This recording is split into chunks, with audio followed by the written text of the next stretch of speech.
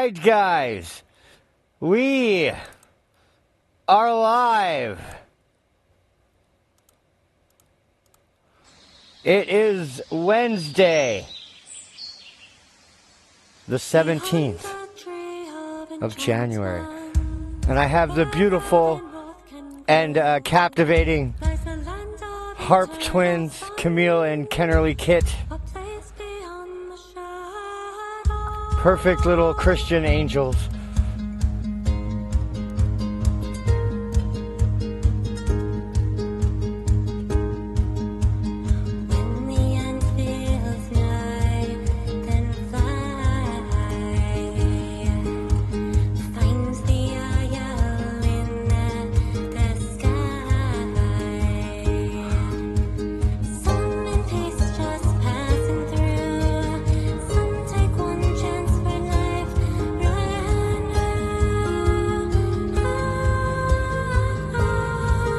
Yo, blind dude, what's up, baby?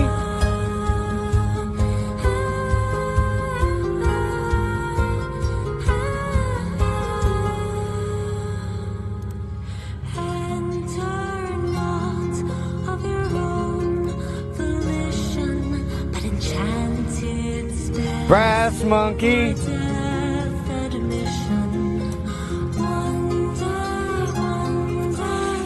In Kentucky, in Newport, Kentucky, there's a strip club called the Brass Ass.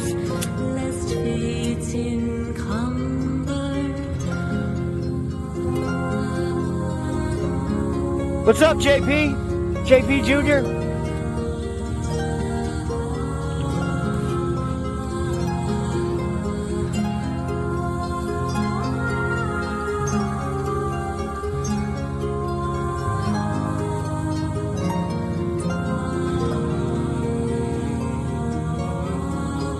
This is my favorite part.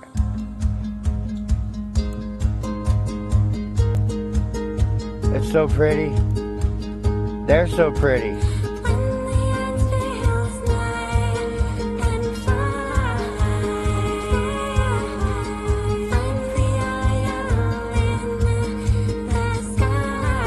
Uh-oh, I'm lagging.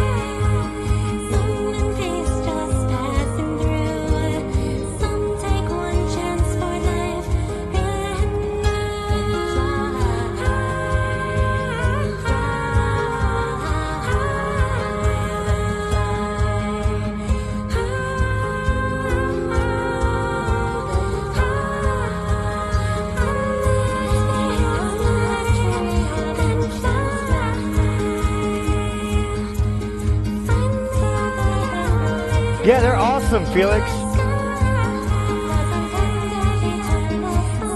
They're so awesome, I don't want to talk over them. This is my favorite. Oh, it sounds so good.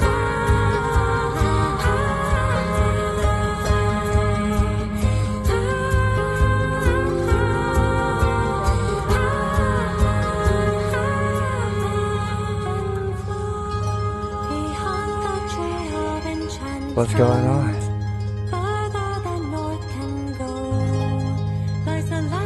It's me, SpaysE McG. I hate turning them off.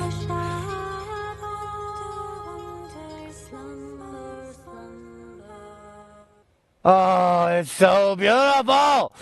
Oh my God, I love them so much. All right. I'm gushing. Okay. Yeah, so on Saturday, I actually got to talk to them in the chat room, so that was awesome. They're very nice. They talk to all their fans.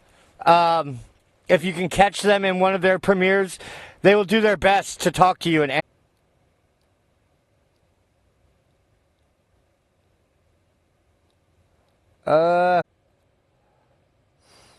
okay, we're back. Sorry about that. I had the whole system just like broke down. I don't know.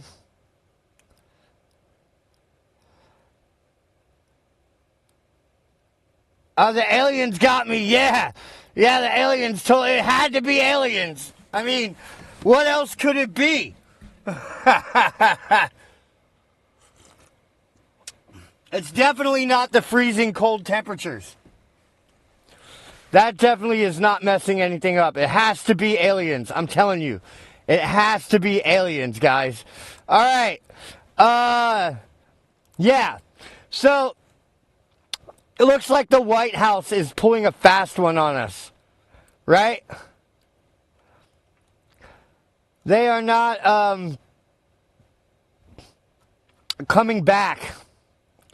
They're actually not starting until 3 or 2 o'clock now. So we got a little time to kill here.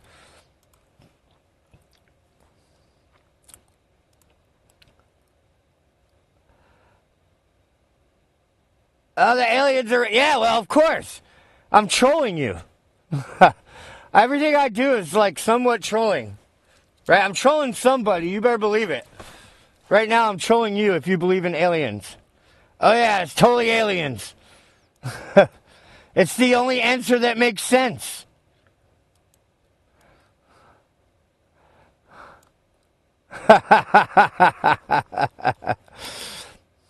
Now, yeah, so the White House is not coming out till 2 o'clock. Black time, that means about 2:30, 3 o'clock, something like that. I don't know. They're taking their sweet time. They have a lot to talk about, right? They have a lot to plan for. I just want to know who built the pyramids. That's easy. The Egyptians. I mean, like we have like records of them building it. Aryan and Baroon. It was Baroon Aryan. Yeah, the Egyptians built the pyramids, guys. All right. Who else? Who else built them?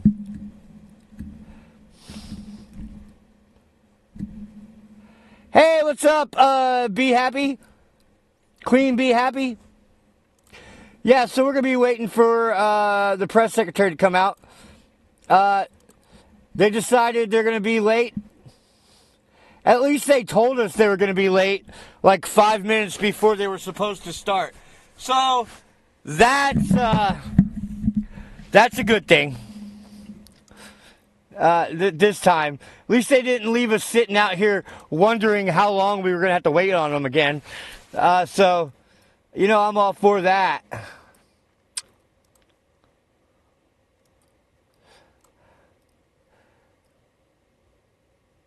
Now, guys, we have a lot of news to go over. So luckily I have plenty of news to fill this empty space. And here's where we're going to start.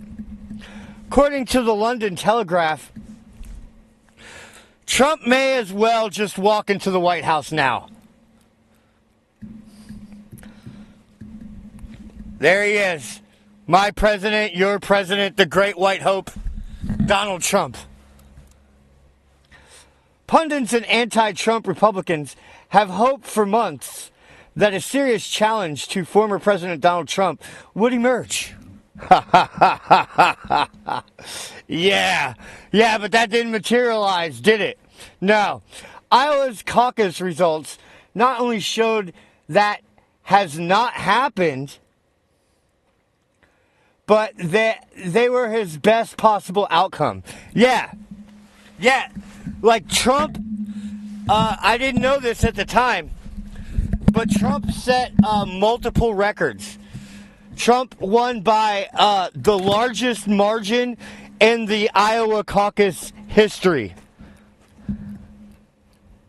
White. Yeah, my bad. The great white hope. Trump won the caucus by the largest margin in Republican caucus history, guys. Not only that, he won more counties, 98 out of 99, than anyone ever has. So he set 2 records at the Iowa caucus, guys. Trump's renomination would only be threatened if someone could challenge him from one of 2 angles. The first one was Ron DeSantis' attempt to peel off MAGA voters who might want a younger, less troubled version of Trump.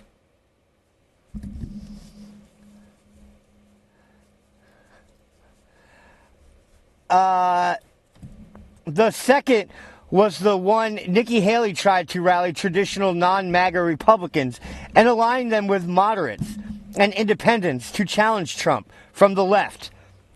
Both failed last night. DeSantis' failure can be traced to his odd resistance to directly contrasting himself with Trump. He needed to tell MAGA voters that Trump was a fair-weather friend, someone who talked a big game, but backed down when the going got tough. Yeah.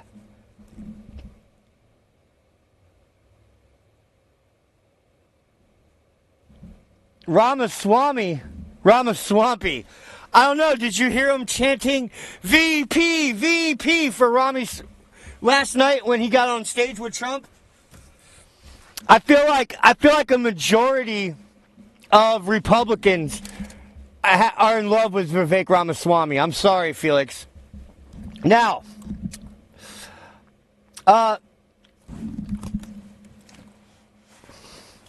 Haley is still arguably alive, as her third place showing is due to Iowa's caucus system. Unlike primaries, where a voter can come any time on election day and cast ballot, caucuses require someone to go to a place in the early evening and wait for hours before voting. Hardcore partisans will make that sacrifice, but more moderate voters tend not to. Add in the fact that Iowa suffered from a record low temperatures on caucus night, and Haley was always going to have an uphill climb. Oh, they're going to blame the weather. Oh, poor little Nikki Haley.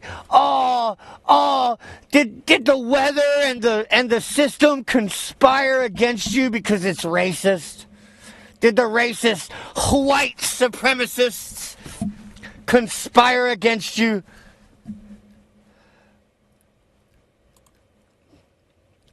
Now, Trump's considerable chances were boosted even more by Ramaswamy's departure from the race late in the evening. The pugnacious and erratic entrepreneur won 8% overall and 21% among voters under 30. Vivek should go trans. Yeah, that'll get all the college voters, won't it, JP? Hey, what's up, Jeffrey? Glad you made it, homie.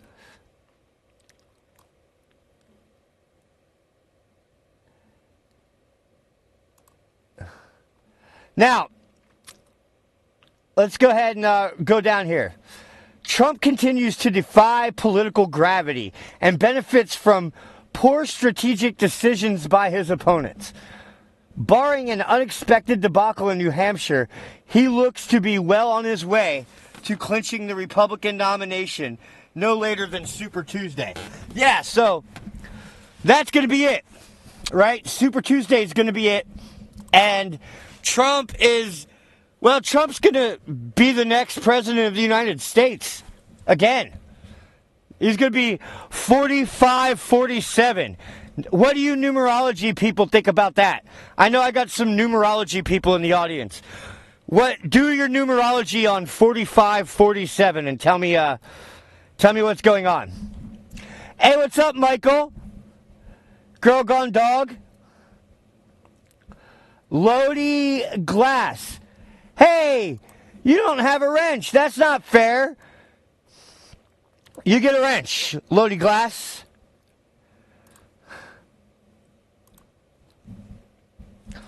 There you go. Now you got a wrench like everybody else. All right.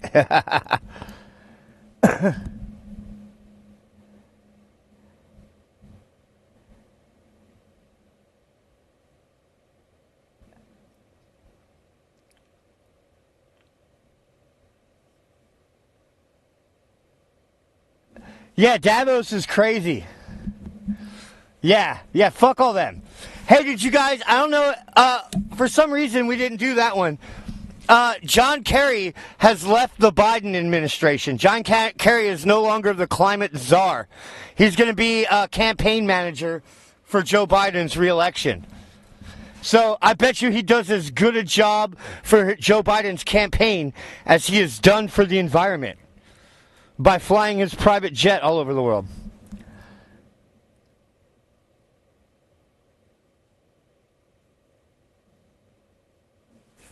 Now I can cuss more. Fuck you. I'll cuss all the fuck I want, motherfucker. No. I don't need your permission to cuss. All right. Now, after Trump's meteoric and unprecedented historical victory in Iowa, well, the Trump derangement syndrome is coming out of the woodworks. So let's go ahead and have a look at the TDS that has being spread all over. All right. Monster Kerry. Yeah, he does. He looks like Herman Munster. Oh, my God. I would sure in the hell I would sure want to fuck Herman's wife, Lily, right? And Morticia Gomez. Or Morticia Adams. I would fuck all them. All right. So here's everybody's favorite 300-pound woke out of touch divorcees, waxing philosophical on the horrors of a Trump victory. Let's hear him out. What's interesting for me is that people's faith in the country is waning. Yes. That's the thing that's pissing me off. No, people's faith in the country has waned as far as it can, right? Now, what you're seeing with Trump is the rebirth of hope, the rebirth of American pride, the rebirth of the American dream. At least that's what we hope, right? Because, in fact, there's a reason Joe Biden ran the way he did. There's a reason he's running for democracy now, because that's really what's at stake. You worried that you can't pay your bill? Wait till the other guy becomes president, and you won't have to worry about it because you'll be in some camp somewhere. You guys are all going to be in camps. Don't worry about it. You can't pay your bills now? Oh, you think it's bad under Joe Biden? Wait till they put you in camps. Oh, my God. Oh, my God. These people are, right? These are the same people that literally were arguing for putting you in a camp when you wouldn't take their experimental gene therapy, right? Right? Right? When you wouldn't take their turbo cancer fucking shot, right? Right? Right? These are the same people. Now they're pointing the finger at you, saying, you're going to put us in camps. Bitch, you wanted to put us in camps. Fuck you. Who's Karen? Where? Because that's his promise. His promise to us is he's going to force people to do his bidding. That's what he said. I'm going to be good on day one, and I'm going to turn into this other person. So here's the deal. This is all up to you. This is all up to you. We can sit up here till we're green in the face. Actually, I think Sonny's kind of hot, too. But this really comes down to the people. What is the country you want? Do you want the country that you kind of thought you had, where we all get to say what we think and we don't have to be afraid?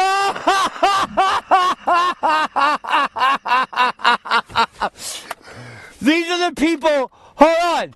These are the people arguing that free speech is dangerous and that we need to silence dissent, right, against our ideas.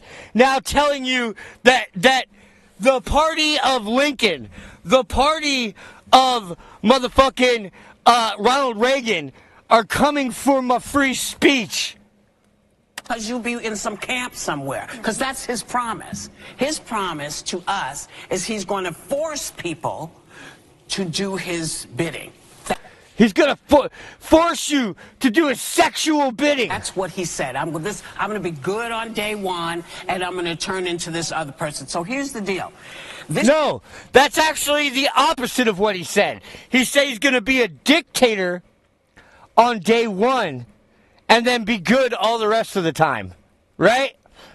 Right? She's not a black Jew. Her name is Karen Johnson. Oh, yeah. That's right. That's who you're talking about. Karen. Yeah, turning guns. Her name is Karen Johnson.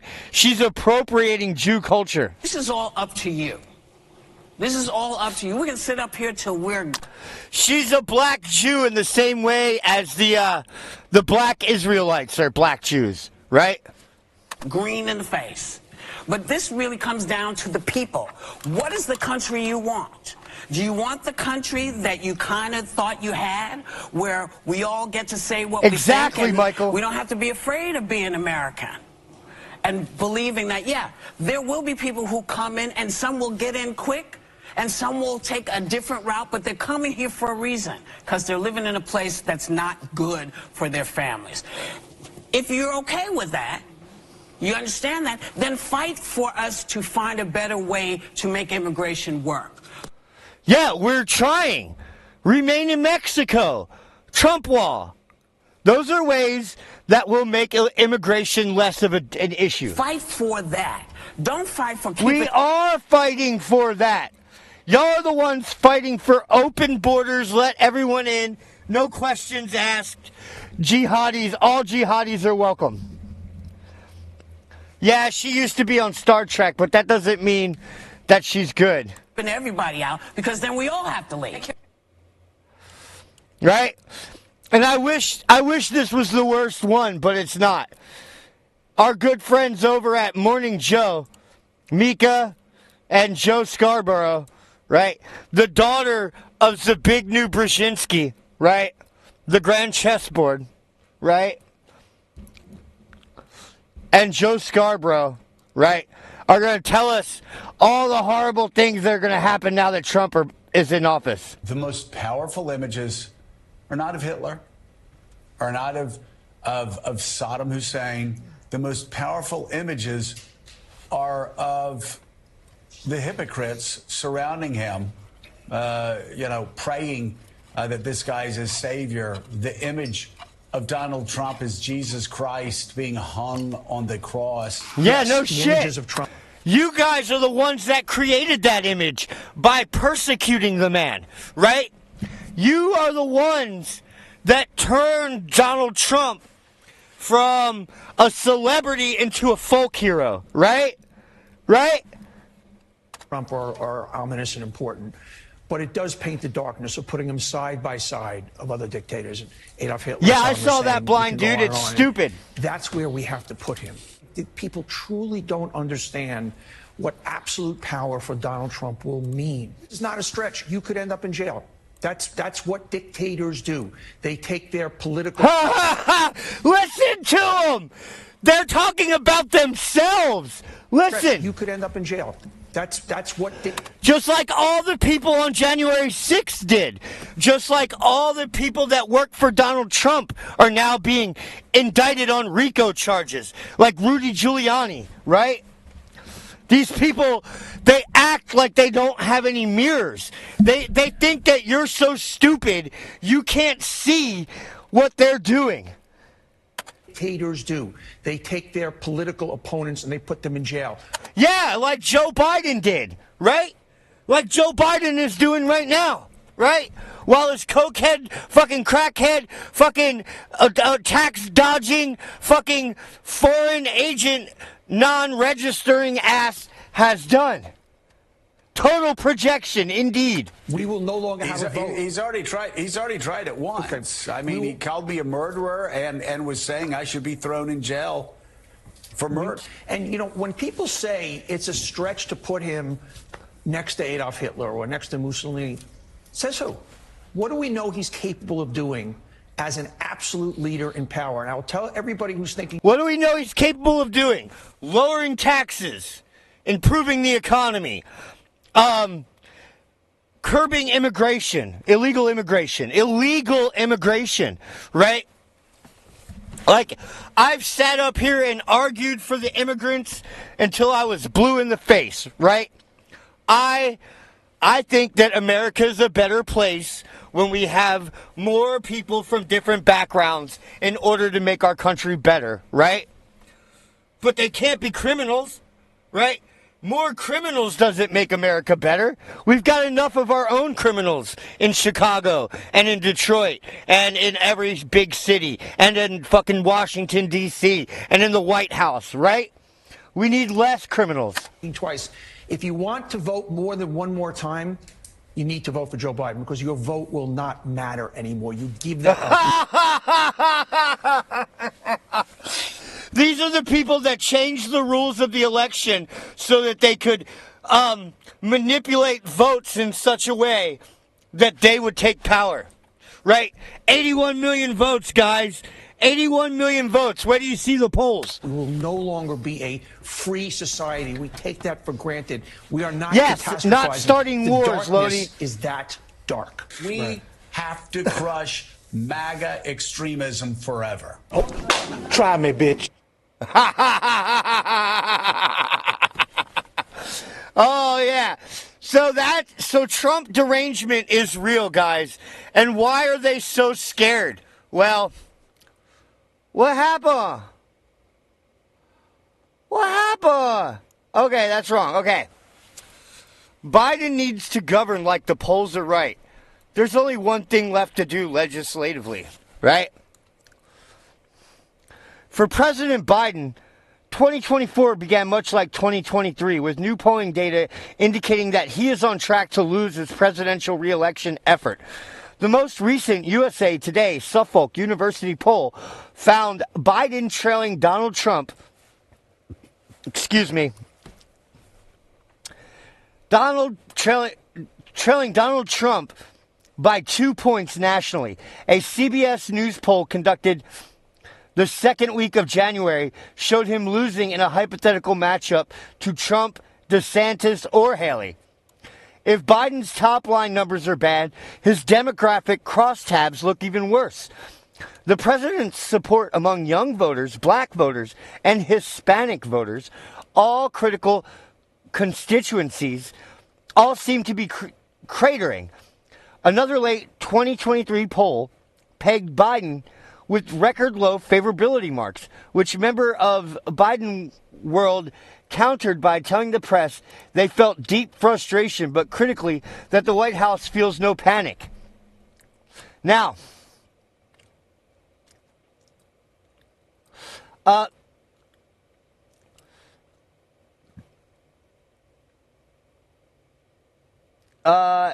let's see here. Somewhere. So, let's see here. Some Biden watchers have said this is merely the price for getting further. Okay, so what they're saying, what this goes on to say, and we're not going to read it. I did read it earlier, most of it. What this article goes on to say is that Biden only has 10 months left in office, right? And so he should be doing everything he can to ram the Democrat agenda down our throats, right? And sabotage the government so that Trump will be ineffective as a leader, right?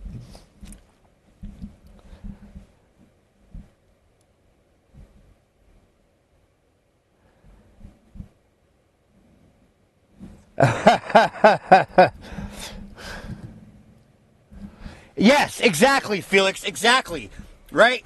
With 10 months left, Biden could sabotage the entire country and hand it over to China. And would anybody be surprised if Biden took his remaining time left in office to strengthen China's standing on the global stage, right? Because that's all he seems to want to do anyway. I mean, would any of you guys be surprised if Biden just handed Taiwan over to China? Huh? I wouldn't be. All right, we're back, kind of, I think. Hey, we're back now. Sorry about that. I had issues. I'm having Wi-Fi issues, it appears. But I am back. I'm just refreshing the chat. Make sure I still have viewers. Hey, you guys are still here. Thank you. Thank you for staying. Yeah. What is this, Michael?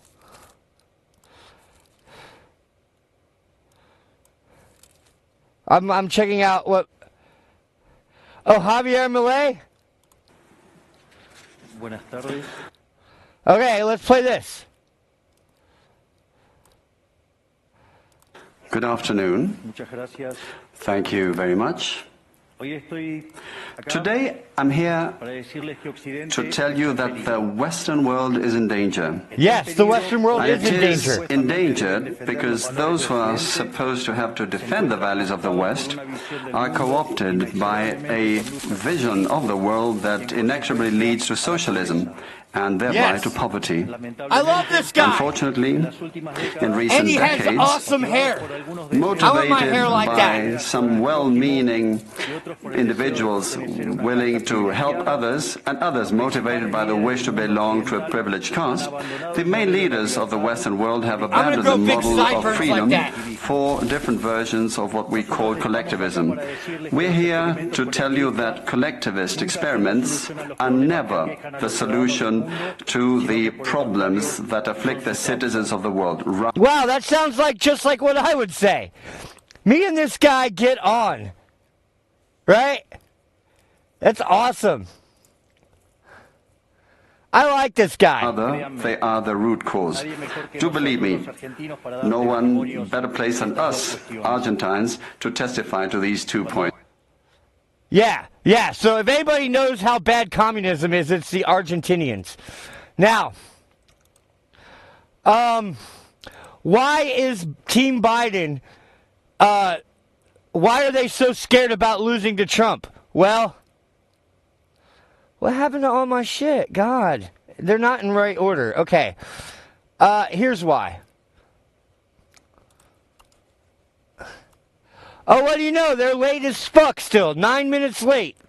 After rescheduling and getting another half hour, the diversity and equity and inclusion squad over at the White House press room, well, they can't ever be on time. Right? Even with an extra half hour, they're still late. But that's okay. We got a lot of polls to look at, guys. All right. So, 2024 election polls. Now, I have these sorted by Trump's percentage, right? So nationally, right? National poll, Trump's up by, we're going to call it 2, right? All national polls. Let's open that in a new tab, okay? Most recent. So these are all states, right? Polls by state sorted by Trump, right? So we're going to start with the one that has the most support for Trump first, right? Which is Wyoming, where Trump's ahead of Biden by 53%. In Tennessee, 32% Trump. West Virginia, 36% Trump. Arkansas, 33% Trump. Kentucky, 29% Trump. Idaho, 29% Trump. Oklahoma, 25% Trump. North Dakota, 37% Trump.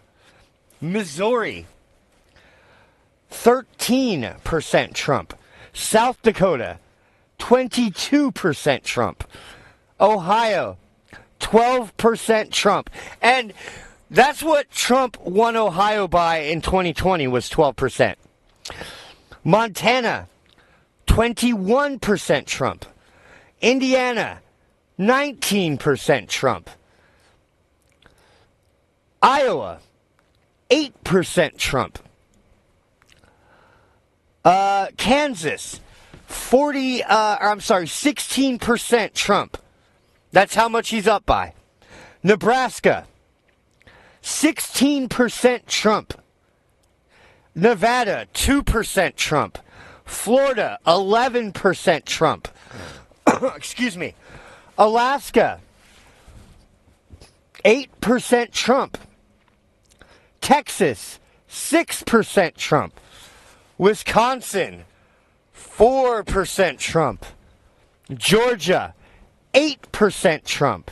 Virginia, 6% Biden. Now, if you guys remember, Trump won Georgia last time by, I think, by about 5%. So, we'll see how that pans out. Michigan, 2% Trump. Remember, Trump needs either Wisconsin and Michigan, or he needs Pennsylvania if we're going by 2020, right?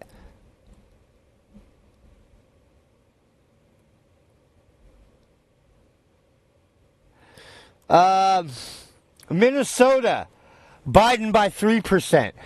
Arizona, Trump by 6%. Now, if we remember, Trump lost Arizona in 2020, right? That was in my locks, right? I had Arizona as a lock for Trump, and he lost it by a few percent.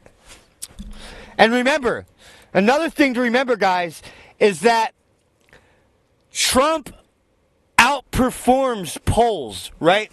If we go back to 2016, Hillary Clinton was going to win by 15%, and she only got like 1 or 2% of the popular vote more than Trump, right?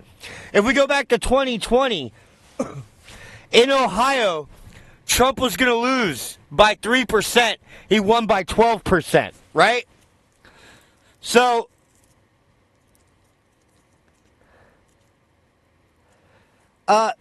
Nevada is a rigged state. Wyoming, number 1. Oh, okay. What is this link?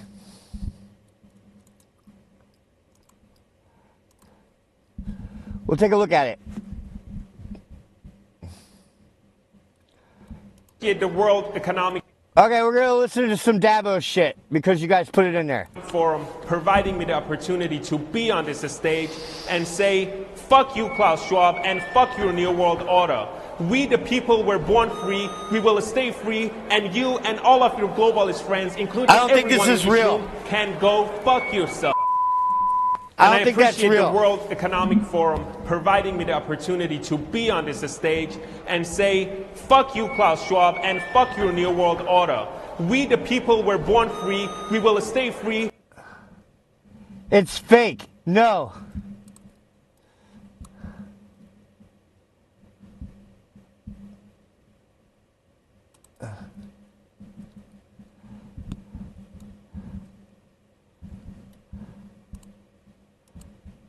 The incident did not occur, guys.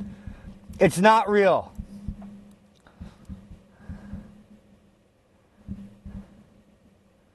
The video is satire and it did not actually occur in real life. But the message is still heard. It is funny, yes. Now, yeah, so, and then here what we have is nationally, Trump leads by 1.5% in the Real Clear Politics average, right? In some polls, he's up by as much as 8% nationally. Nationally, right?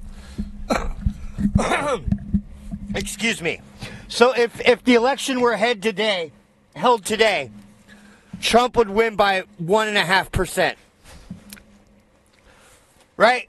But Joe Biden got 81 million votes, guys. And that's a fact, right? And you can't dare question that, right? Because if you do, you're a racist, white supremacist, right? But if the election were held today, Joe Biden would lose his ass, right? Right? And that's good, because the Democrats need to get out of office. Right? Because look at what the GOP plans to do. House GOP plans pregnancy-related bills before Roe anniversary. Bills aim to support pregnant college students, bar HHS from limiting federal funds for pregnancy centers. Right? So this is actually really good. House Republicans are teeing up two measures that signal their opposition to abortion ahead of the annual March for Life. But for the second year in a row, are now focusing not on abortion bans, but on issues related to unwanted pregnancies in the wake of the Supreme Court's 2022 decision to overturn Roe v. Wade. The anti-abortion rally that attracts thousands to Washington, D.C. is traditionally used as a time to message on anti-abortion issues. This will be the first year with Speaker Mike Johnson setting the House's agenda for the week of the march. Johnson and House Pro-Life Caucus Chairman Christopher H. Smith are both slated to address the event Friday. So Friday is going to be the March for Life. I'm going to try to carry that for us because I think that would make good content. If you guys agree, say yeah. Say pro-life in the chat if you guys want me to carry the March for Life. The first measure the House will vote on seeks to increase protections and resources for college or university students who carry a pregnancy to term. It would not require information about abortion or contraception options. The second would prohibit the Department of Health and Human Services from limiting federal funds for pregnancy centers. And as we remember, guys, after the Roe versus Wade decision, the leftist anarcho-corporate fascists, right, attacked all these pregnancy centers across the United States, right? Now, let's see here. A shift towards a vote on abortion funding is less likely in 2024, with Republicans holding the slim majority in the House heading into the election.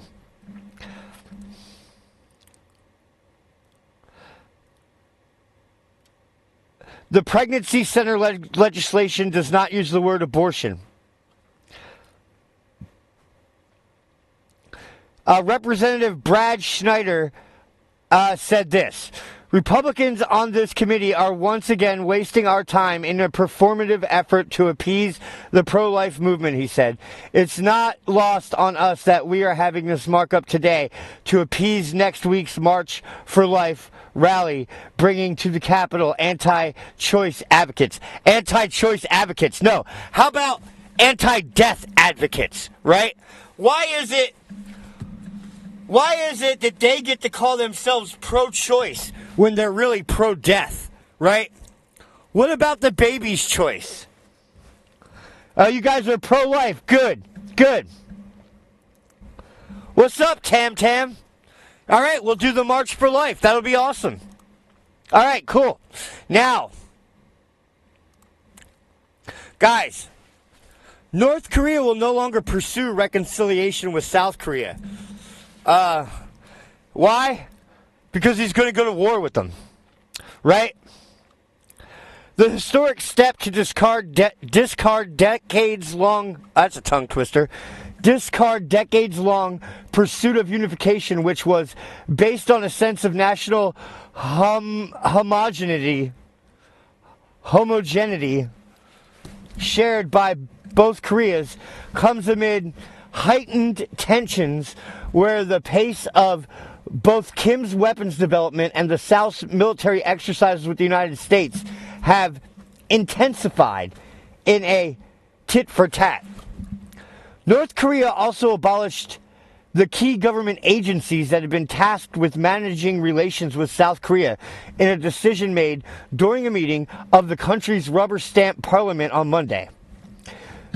The Supreme People's Assembly said the two Koreas are locked in an acute confrontation and that it would be a serious mistake for the North to regard the South as a partner in diplomacy, right?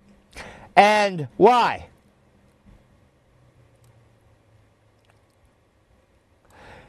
Because Kim Jong-un has decided to go to war, North Korea watchers warn. Let's see here. North Korea is close. North Korea is girding itself for war. North Korea is preparing for war, basically, is what they're saying. And continuing with the current policy of strategic deterrence will be part of the U.S. Yeah, because, let me tell you, if there's one thing that Americans are good at, it's deterring fucking crazy despots from invading other countries. Right? Right? If there's one thing we're good at doing, it's deterring with diplomacy. Right? Look, the last 20 years, look at how great of a job we've done deterring through diplomacy and sanctions. Right? We're so good at it.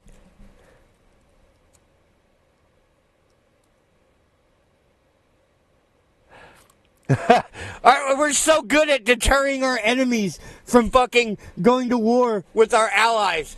I mean, just look at what we did in Israel and in Ukraine, right? So good at it. Look at Africa, right? North Korea on Monday announced it had test-fired a solid fuel missile tipped with, in a first for the nuclear-armed state, a hypersonic warhead. We already said that. We already know all that. The missile, we already know all that.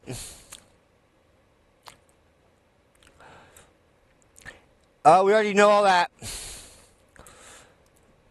North Korea is accused of providing Moscow with ballistic missiles for its war in Ukraine in exchange for advanced weapons and technological expertise. Yeah, because they're not smart enough to do it themselves. While consensus in Washington is that deterrence is working. Yeah, look at how well it's working. North Korea has weapons that outclass our defenses. Wow. Look at that deterrence work, guys. Just like it did in the Red Sea. Right? Just like it did in the Red Sea, guys.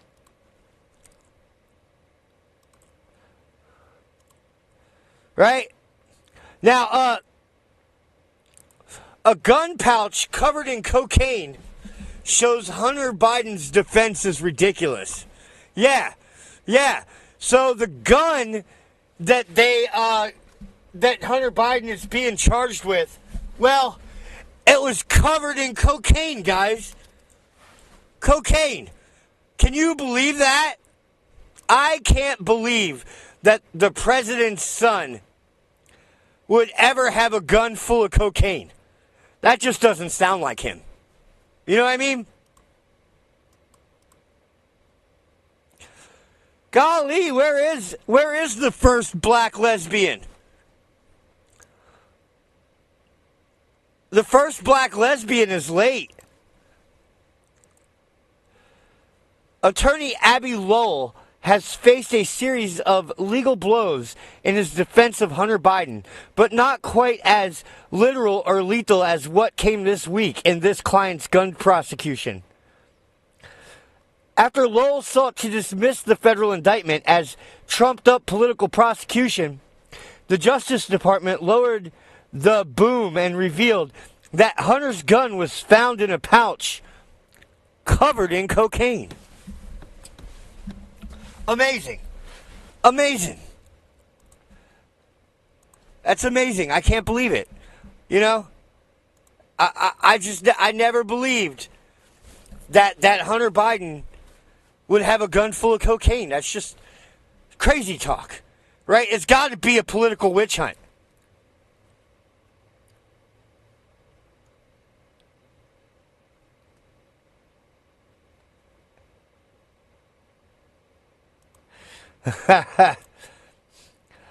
North Korea barely has lights and water.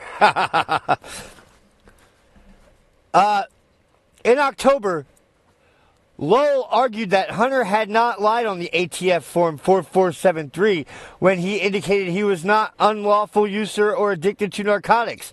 At the time he purchased the gun, I don't think there's evidence that that's when he was suffering, he said.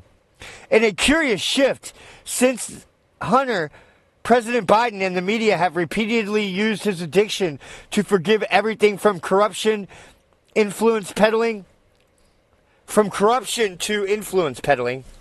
Hunter released a book that had laid the foundations for his defense, and The Beautiful Things was heralded by many in the press. The image of a clear, redemptive soul is strikingly out of sync with a gun pouch that the officers who found it said was covered in cocaine. In the special counselor's filing, the court was informed that an FBI chemist subsequently analyzed the residue and determined that it was cocaine. To be clear, investigators likely found drugs on the pouch where the defendant kept his gun. Hunter bought and possessed the Colt Cobra 38 Special revolver for 11 days. That possession ended when his sister-in-law and at time current girlfriend, right, because he was banging his dead brother's wife, Haley, tossed the firearm into a dumpster. Haley, the widow of Hunter's deceased brother, had begun a sexual relationship with him, and she apparently became concerned about what he might do with the gun. According to Hunter's own memoir, that would make the window of sobriety a mere blink in time for a defense. Yeah. So Hunter's got a gun covered in coke. Nothing to see here, guys. There's nothing going on. It's just political persecution by the far-right MAGA extremists. Right?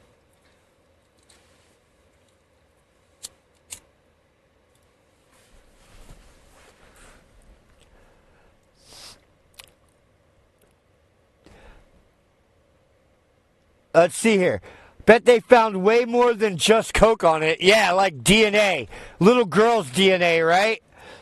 Oh, yeah, little girls. That's what we all agree. It probably had the DNA from little girls on it. Because, the apple don't fall too far from the tree. Joe is a meth head, Hunter's a crackhead. They both like underage girls, and they both like to have sex with girls named Biden. Yeah, they keep it in the family, in the Biden family. You know what I'm saying?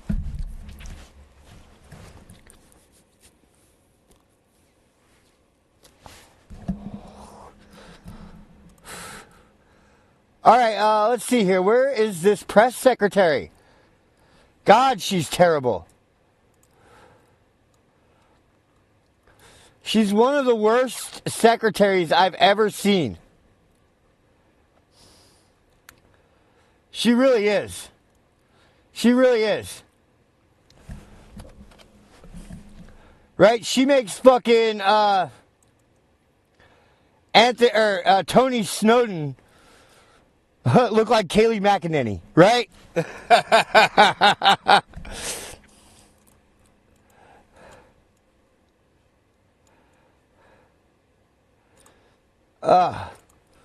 Where is she? God, she's like, it's an hour later than they were supposed to start already. Let's see, what else do I got here? I got more stories, but we're running low.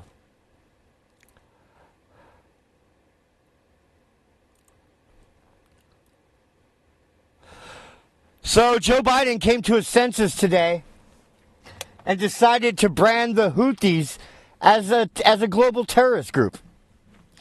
The Biden administration Wednesday designated Iranian-backed Houthis a specially designated global terrorist group following U.S.-led attacks in Yemen.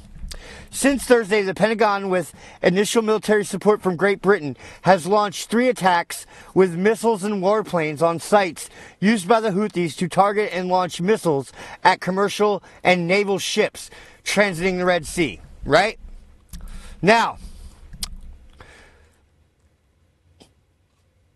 the Houthis say their attacks are in response to Israel's invasion of Gaza. The Biden administration has sought to contain the fighting to Gaza, but has faced a series of skirmishes with Iranian-backed militant groups across the Middle East. Yeah, and Iran itself. Because, guys, Pakistan recalls ambassador to Iran over airstrikes by Tehran that killed 2 people. Pakistan recalled its ambassador to Tehran on Wednesday, a day after Iran launched airstrikes on Pakistan that it claimed targeted bases for a militant Sunni separatist group. Islamabad angrily denounced the attack as a blatant violation of its airspace and said it killed 2 children. They always say dead children, right? Yeah, what were children doing at a military base? Right? No. These fucking people lie. They're all a bunch of lying fucking pieces of shit, right? It always kills children, guys. Right? And there's always dead kids. It's always dead kids, right? Because they know that when you hear dead kids, you'll immediately be appalled. But that's how you know it's a lie, right? There aren't dead kids. There aren't kids in fucking military bases, okay? I mean, there are, but they're in the housing, not in like the places where they do war stuff.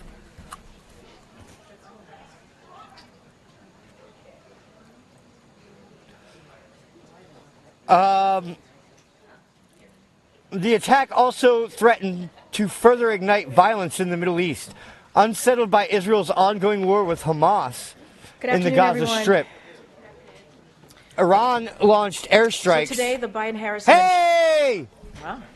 The levels. Sorry. Should I start? So, do I sound like echoed? Oh, she looks nice today. I like her little outfit. She looks cute. Right, here we go. Today, the Biden-Harris administration took new actions to tackle... What the hell? That's them, guys. That's not me. Have charged extreme overdraft fees, sometimes $30 or more. Oh my God! With all the craziness going on in the world, this bitch wants to come out and talk about overdraft fees. This shows you how out of touch these people are with reality. That often hit the most vulnerable Americans the hardest. Today's proposal by Consumer Financial Protection Bureau would cut the average overdraft fee by more than half, saving No, I didn't see that yet. millions of families that pay these fees an average of $150 a year. That Oh, would you don't add up like the to way she looks? save I think she looks cute. $3.5 billion a year. Unfortunately, some Republicans in Congress continue to defend the rights of big banks to exploit their customers. President Biden All believes those evil it's Republicans wrong and their that some junk companies fees. rip off Americans simply because they can, and his administration won't let them. As we work to lower cost and build Those the evil economy from the white middle out supremacists and the bottom up, and we've their got more overdraft evidence fees. today that Americans are feeling the strength of the economy. Retail Guys, don't you know that overdraft fees are racist because black people don't know how to do math? sales beat expectation last month. Because Democrat cities won't educate them properly and teach them that 2 + 2 equals whatever the hell you say it is. A record. What the hell? That's them. That's not me, guys. Americans were able to buy gifts for their loved ones that were more affordable. Right? Hey, guys. We may not have the best audio technicians in the White House, but they are the best black, trans, gay, lesbian immigrants in the audio industry, right? right? You know, what's more important, reliable audio or black gay trans? Affordable and arrived on time. Work to fix and strengthen supply chains. And today, a new poll from Axios showed Americans have a surprising degree of satisfaction with their economic situation. What? The last poll I saw said 80% of Americans were getting worse or barely holding on. Polls showed Americans are optimistic about their finances. 62% say that Yeah, press X to doubt on that one. their finances are currently good, and 85% believe they will get better this year. That's not an accident. That's Bidenomics at work. That's Bidenomics at work. And when inflation goes back to 5%, what will it be then? Huh? Volumes are incredible. It'll be the evil MAGA Republicans' fault when the economy runs away from them, right? Right now it's Bidenomics in action, baby. Weird right now. Did we get that fixed? Okay, I think so. All right. And now, as you all know, today we're joined by my colleague, Admiral John Kirby, who's here to discuss the United States' continued response to the ongoing and escalating attacks by the Houthis in the Red Sea. With that, I can see all your comments, TG. Just because I don't read them doesn't mean I don't see them. Afternoon, everybody. Look, as you all saw, the United States today designated the Houthis as a specially designated global terrorist group. Hey, we just talked about that like 5 minutes ago. Yay! Yay, see, we got our finger on the pulse of the nation, guys. We took this action because of their continued reckless and indiscriminate attacks on ships transiting the Red Sea and the Gulf of Aden. These attacks are a clear example of terrorism, violation of international law, and a major threat to innocent lives and to global commerce. Now, just a couple of points. First, today's designation targets the Houthis, not the Yemeni people. The United States remains the world's leading donor of humanitarian assistance for Yemen. We recognize that more than 15 million people in Yemen are still in desperate need of food, water, medicine. And we are taking a range of steps to ensure that these sanctions preserve the ability of aid organizations to be able to deliver all those much-needed supplies. Second, this designation takes effect 30 days from now. And the reason for that is it will give us time to work closely with those aid organizations to make sure that they understand all the ramifications of this designation, answer all their questions, and be able to provide enough context for them to have a measure of assurance as they continue to provide that humanitarian assistance. Now, look, if the Houthis cease the attacks, we can certainly reconsider this designation. Oh, we're going to take away all their free money and free food and see how much they like it then. Why didn't we do that like a month ago? Why are we just doing this now? I don't know. If they don't, as the president said, we will not hesitate to take further actions to protect our people. Oh, we're not going to hesitate even though we waited a month to do anything. What a fucking moron. What a lying piece of shit who's out here gaslighting you, trying to rewrite history as it occurs. International commerce. Matt? Thanks. Guys, did you know that Karine approves the questions that Kirby gets to answer? There's actually a hate relationship. Like they hate each other, actually, is what I heard. John, can you talk a little bit about why the president decided not to redesignate the... Even though, look, diversity is so good, has such good outcomes, right? That the first black gay lesbian needs a white man to come out here and answer the hard questions for her. As a foreign terrorist organization, which obviously would have restricted some of that aid, is it purely because of that humanitarian assistance piece? Yeah, you sort of answered the question.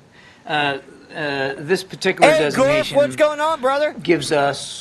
It actually gives us more flexibility, but it also gives aid organizations a higher level of comfort that they'll be able to. How could Biden be responsible when he's always on vacation? I don't know. Sanctions.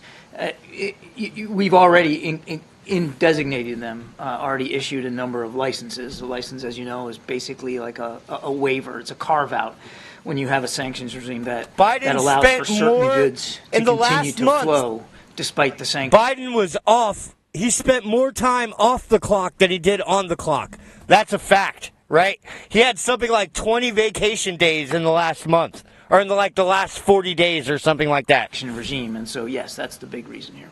We just voted that the president should reconsider that designation should the Houthis stop these attacks. Or are you essentially using this as a bargaining chip in negotiations or public negotiations with the Houthis? Yeah, I mean, that would suggest there's negotiations going on, and when there's no negotiations here. It's not a bargaining chip. Holy? It's a way of holding Holy the harlot? Houthis accountable. Additional ways to hold them accountable. I think, if you look at the levers of national power, there's an acronym for it, DIME, right? Diplomacy, information, military, economic. We're using all those levers of national power and, frankly, international power to try to convince the Houthis to stop these attacks. And if they don't, and they clearly haven't, to make sure that we're holding them accountable for that. We're going to hold them accountable, guys. The meeting that's going to take place in a few Let's minutes. just skip ahead. We already know all this. And of course, publicly, we have made clear our concerns about what the Houthis are doing. We've made clear the support that we know they're getting from Iran, and we're going to continue to take actions. I would remind, it doesn't get mentioned a lot in the context of the Red Sea attacks, but this administration alone has issued some 500 sanctions, or 500 entities have been sanctioned under this administration in just the last 3 years. Oh, something I forgot to mention when we were talking about Iran. The reason that Iran attacked Pakistan was because Pakistan was behind the bombings in Iran. Not the Jews, not the Americans. It was the Pakistani Muslim terror group, ISIS-K, right? Which has been trained and comes out of Pakistan, right?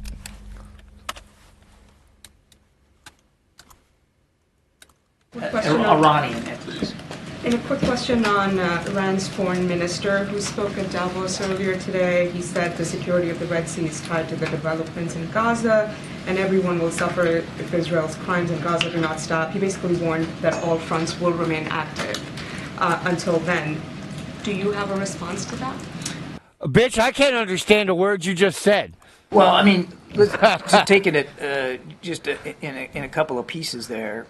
If you look at the 32 some odd attacks that the Houthis have conducted now, for the ones that were targeted at ships that were identifiable. How much she gets paid? Probably like $300,000 a year or there's something. Multiple ships, and you're not really sure what ship's being targeted. But let's just take a look at the Because Democrats majority don't know the of the value of 32, a dollar. They probably pay her $5 million a year. Where you can identify the ship that's being targeted. Not a single one was destined for Israel.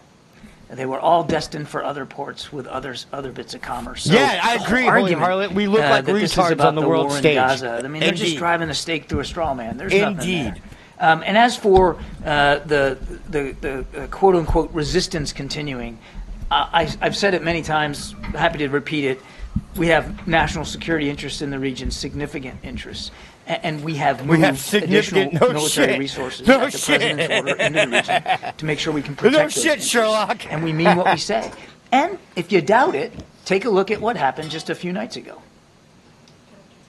In his statement on the Houthis designation, Jake Sullivan said that there would be an immediate reevaluation of the designation were they to stop the attacks. Wow, it's almost Can you just help us understand why that reevaluation would happen immediately? Would that risk the potential of them starting up the attacks again if that designation were to be taken away pretty quickly? The thing about sanctions designations, that they are a pliable form of economic pressure. You can scale them up, you can scale them down, you can lay them on, you can take them off in a fairly You can bake them, you can fry them, you can fucking put them in a blender, and you're gonna have them with your George Foreman grill. As I said in my opening statement, if they you can put them in the air fryer. Choose to stop these attacks, then we certainly have the option at our disposal to remove this designation that we just issued. Thank you so much. I wanted to give you a chance to respond to Speaker Johnson, who said earlier today about the meeting. Fucking our girl's looking hot today. Jackie, look at her in all white. Looking nice. Looking nice, Jackie. Way to go. Ukraine. He said before we even talk about Ukraine, I'm going to tell the president what I'm telling you, which is border, border, border. Do you think that's a legitimate position to say that even before you can have conversations about Ukraine, you have to settle the situation with the border? Today's meeting's about Ukraine. That's what we're going to focus on in this discussion. And as the Speaker knows quite well, we continue to negotiate in good faith in a bipartisan way with the Senate, with Republicans and Democrats up there on Capitol Hill about the national security supplemental and about, which obviously includes money for border security. The Speaker also said that he has been asking the administration for more details about the spending, what has already been spent in Ukraine, and also the end game in Ukraine.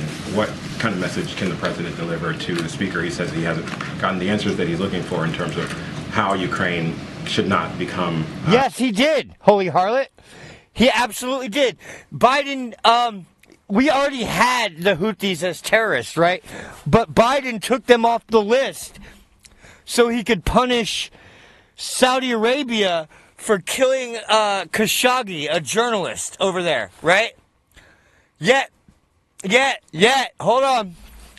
Yet, the Zelensky killed an American journalist just last week.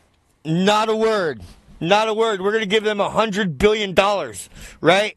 Right? You see the hypocrisy on full display here, guys? Another situation like... He'll get an opportunity to ask all those questions today at the meeting, and I'm sure our national security team would be happy to help give him the context he says he's not getting. I would remind that since the beginning of the conflict in Ukraine in February of 22, we have provided multiple classified and unclassified briefings to members of Congress.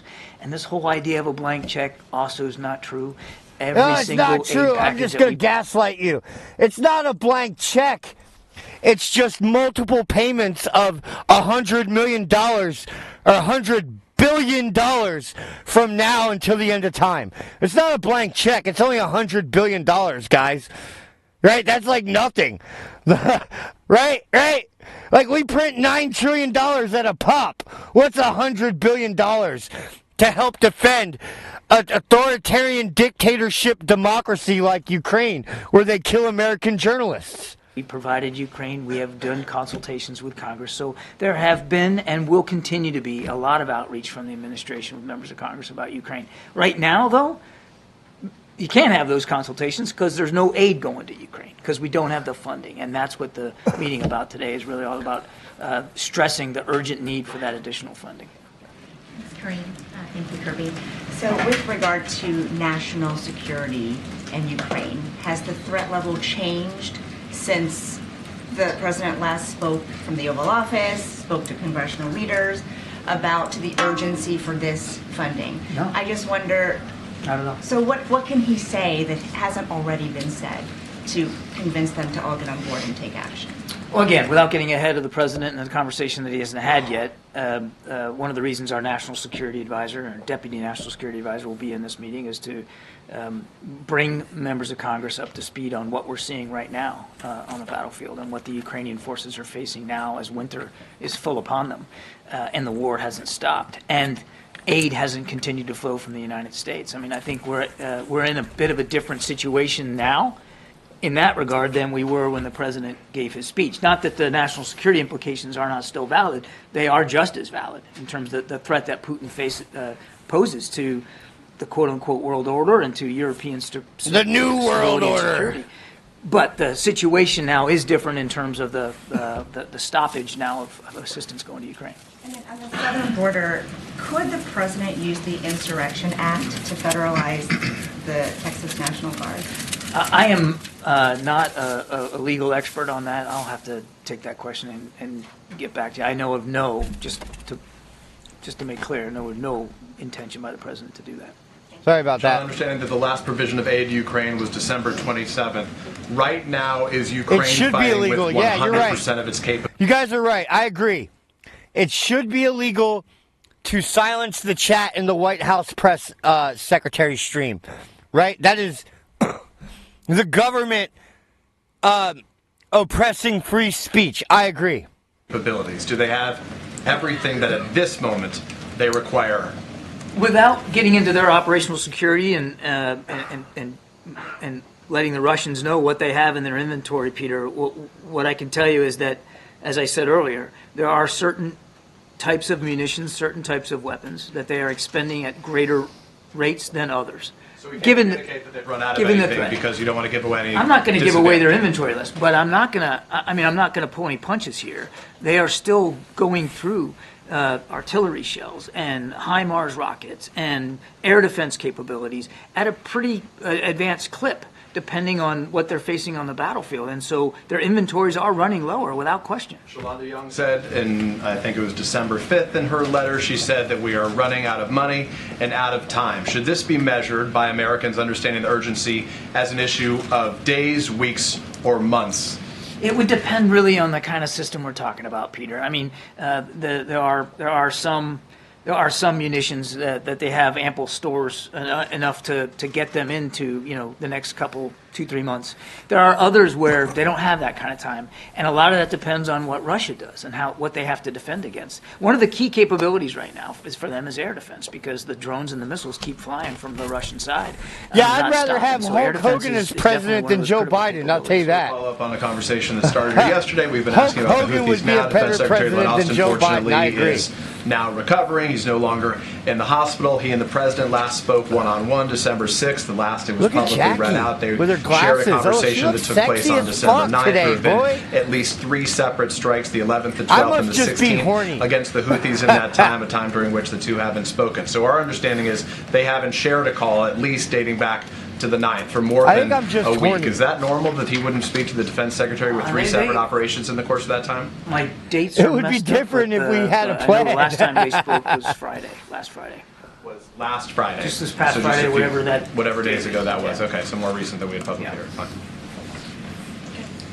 Thanks, Admiral Kirby. On Turkey, the outgoing Turkish ambassador told VOA that he expects to say your prayers and take your vitamins, brother.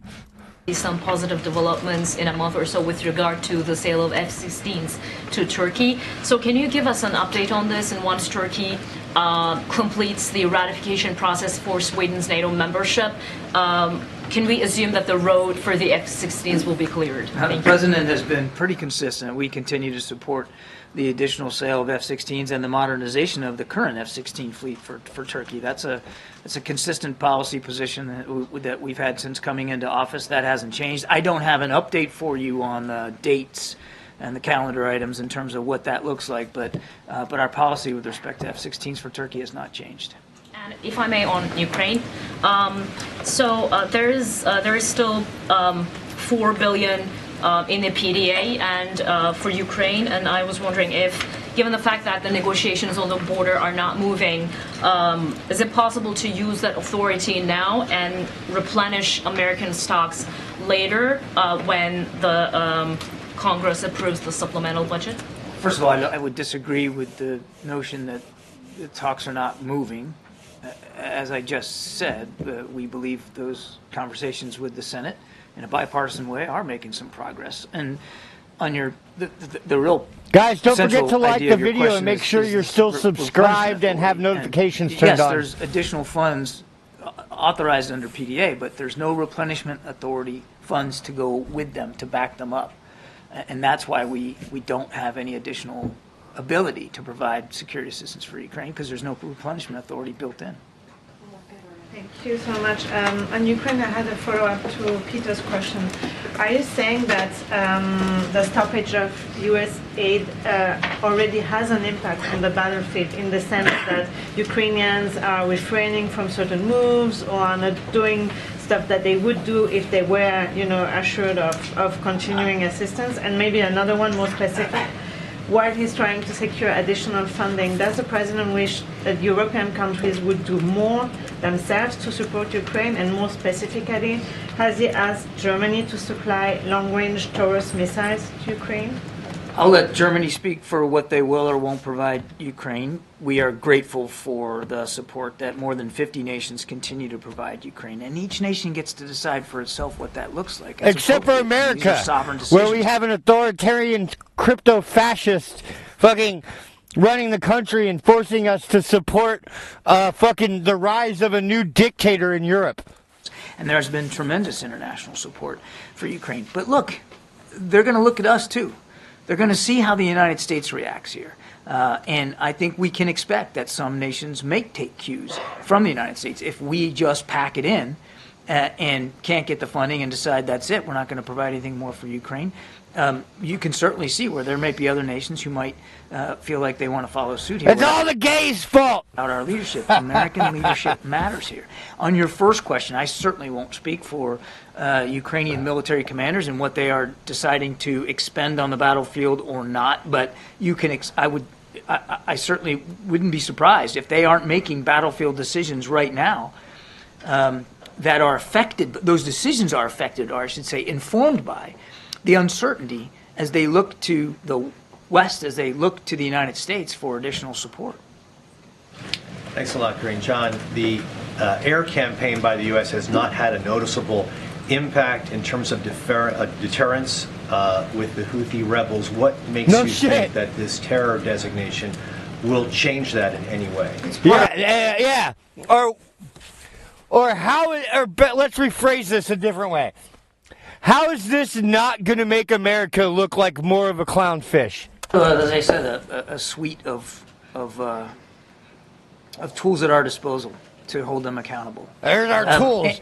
Our tools are sanctions and calling them names, right?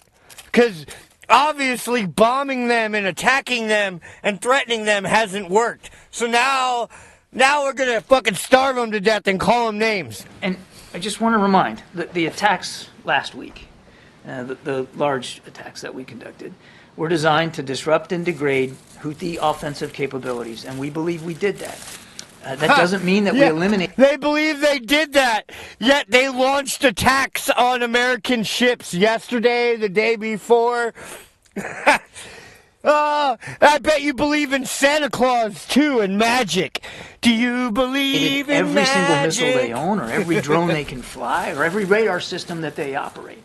But we believe it had good effect on degrading their capabilities to conduct attacks. Believe in one hand and shit in the other. As I said at the end of my opening statement, we will take further action if we feel like we need to. They have a choice to make. They continue to have a choice to make. The right choice is to stop these attacks. If they don't, we'll continue to act appropriately. To know if the EU is going to take similar action to designate the Houthi rebels a terrorist organization in the way the U.S. has. I do not. No coordination with them on this front. I'm not aware of any prior coordination with the EU specifically on this, and you'll have to talk to EU officials about whether the Europeans are all like, death to Israel! When was the last time President Biden spoke on the phone with Netanyahu? There has not been another call since the last one we read out. I don't have the exact date in front of me. It's been more than 20 days, I think. Thanks, John. Over the weekend, the NSC issued a statement in response to a HuffPost report on the administration's post-war plans in Gaza, stating that the quotes attributed to U.S. officials in the story were quote-unquote made up. HuffPost has been seeking an apology and a retraction at the insinuation that their reporter made up or fabricated quotes in this story. Can you tell us on what basis did the NSC issue that statement? Why is the NSC suggesting that Kirby's used to packing it in. Yeah, fudge packing it in.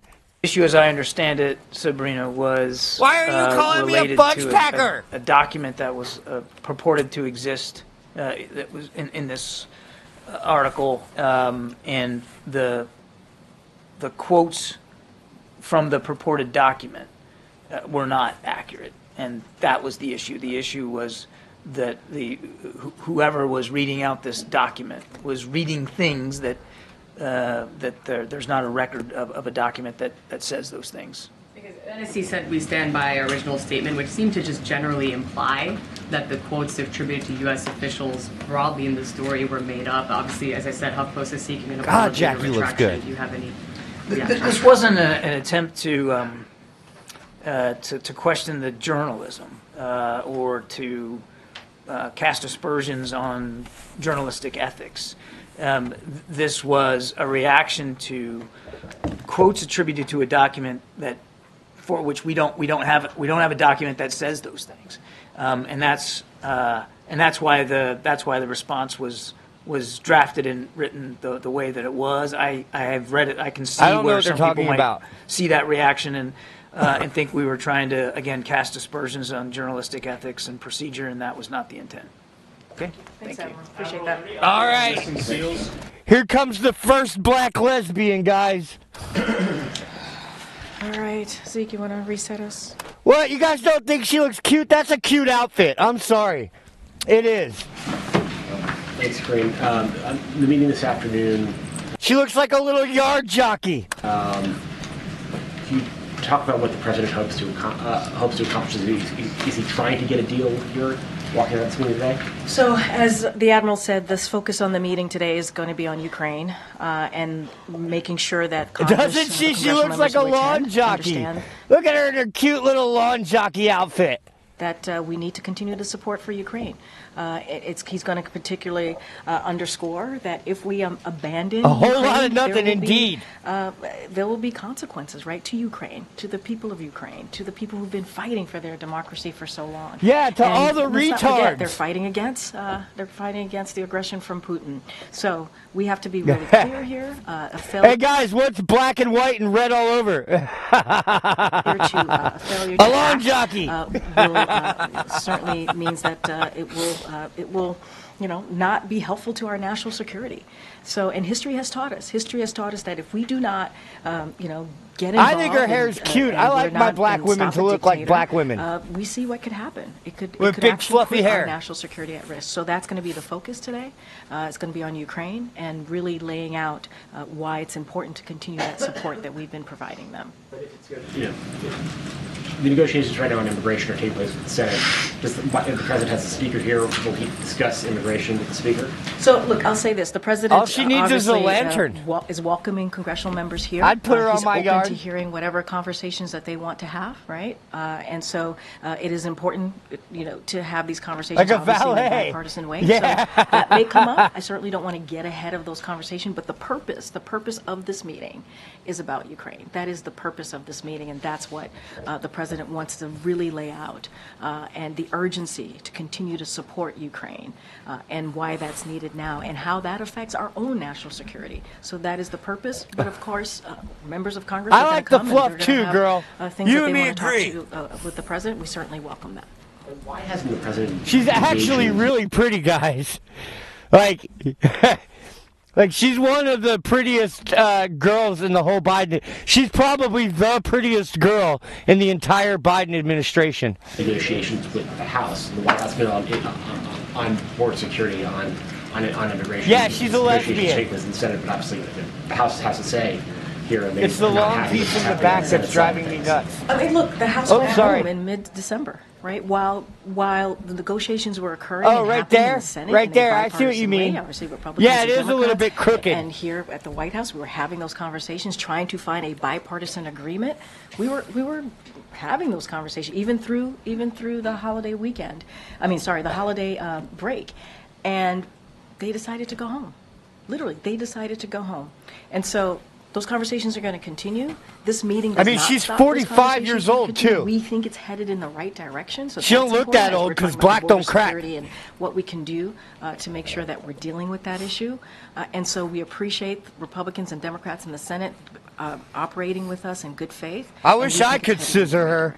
Do you think that, I'd scissor the fuck out of that bitch. Improves your odds of getting whatever deal, should there be a deal. Commies are fugly. It's a law of nature. But here's the thing, and I appreciate the question, and I get the question, but Republicans in the House prettiest long jockey ever, for real. They have gotten in the way when it comes to border security. They have gotten in the way and actually voted on pieces of legislation to take away some of the. She does look like a lawn jockey, though. At the border, that's what they voted on back in May. So we want to work with them. But they've been very clear where they stand. So, look, we're going to have, the president is looking forward to having a conversation with members of Congress, obviously, here, with his own national security team, with other members of his team. She's an adorable little lawn jockey. Look at her. And he wants Look to at her, guys. points of Ukraine.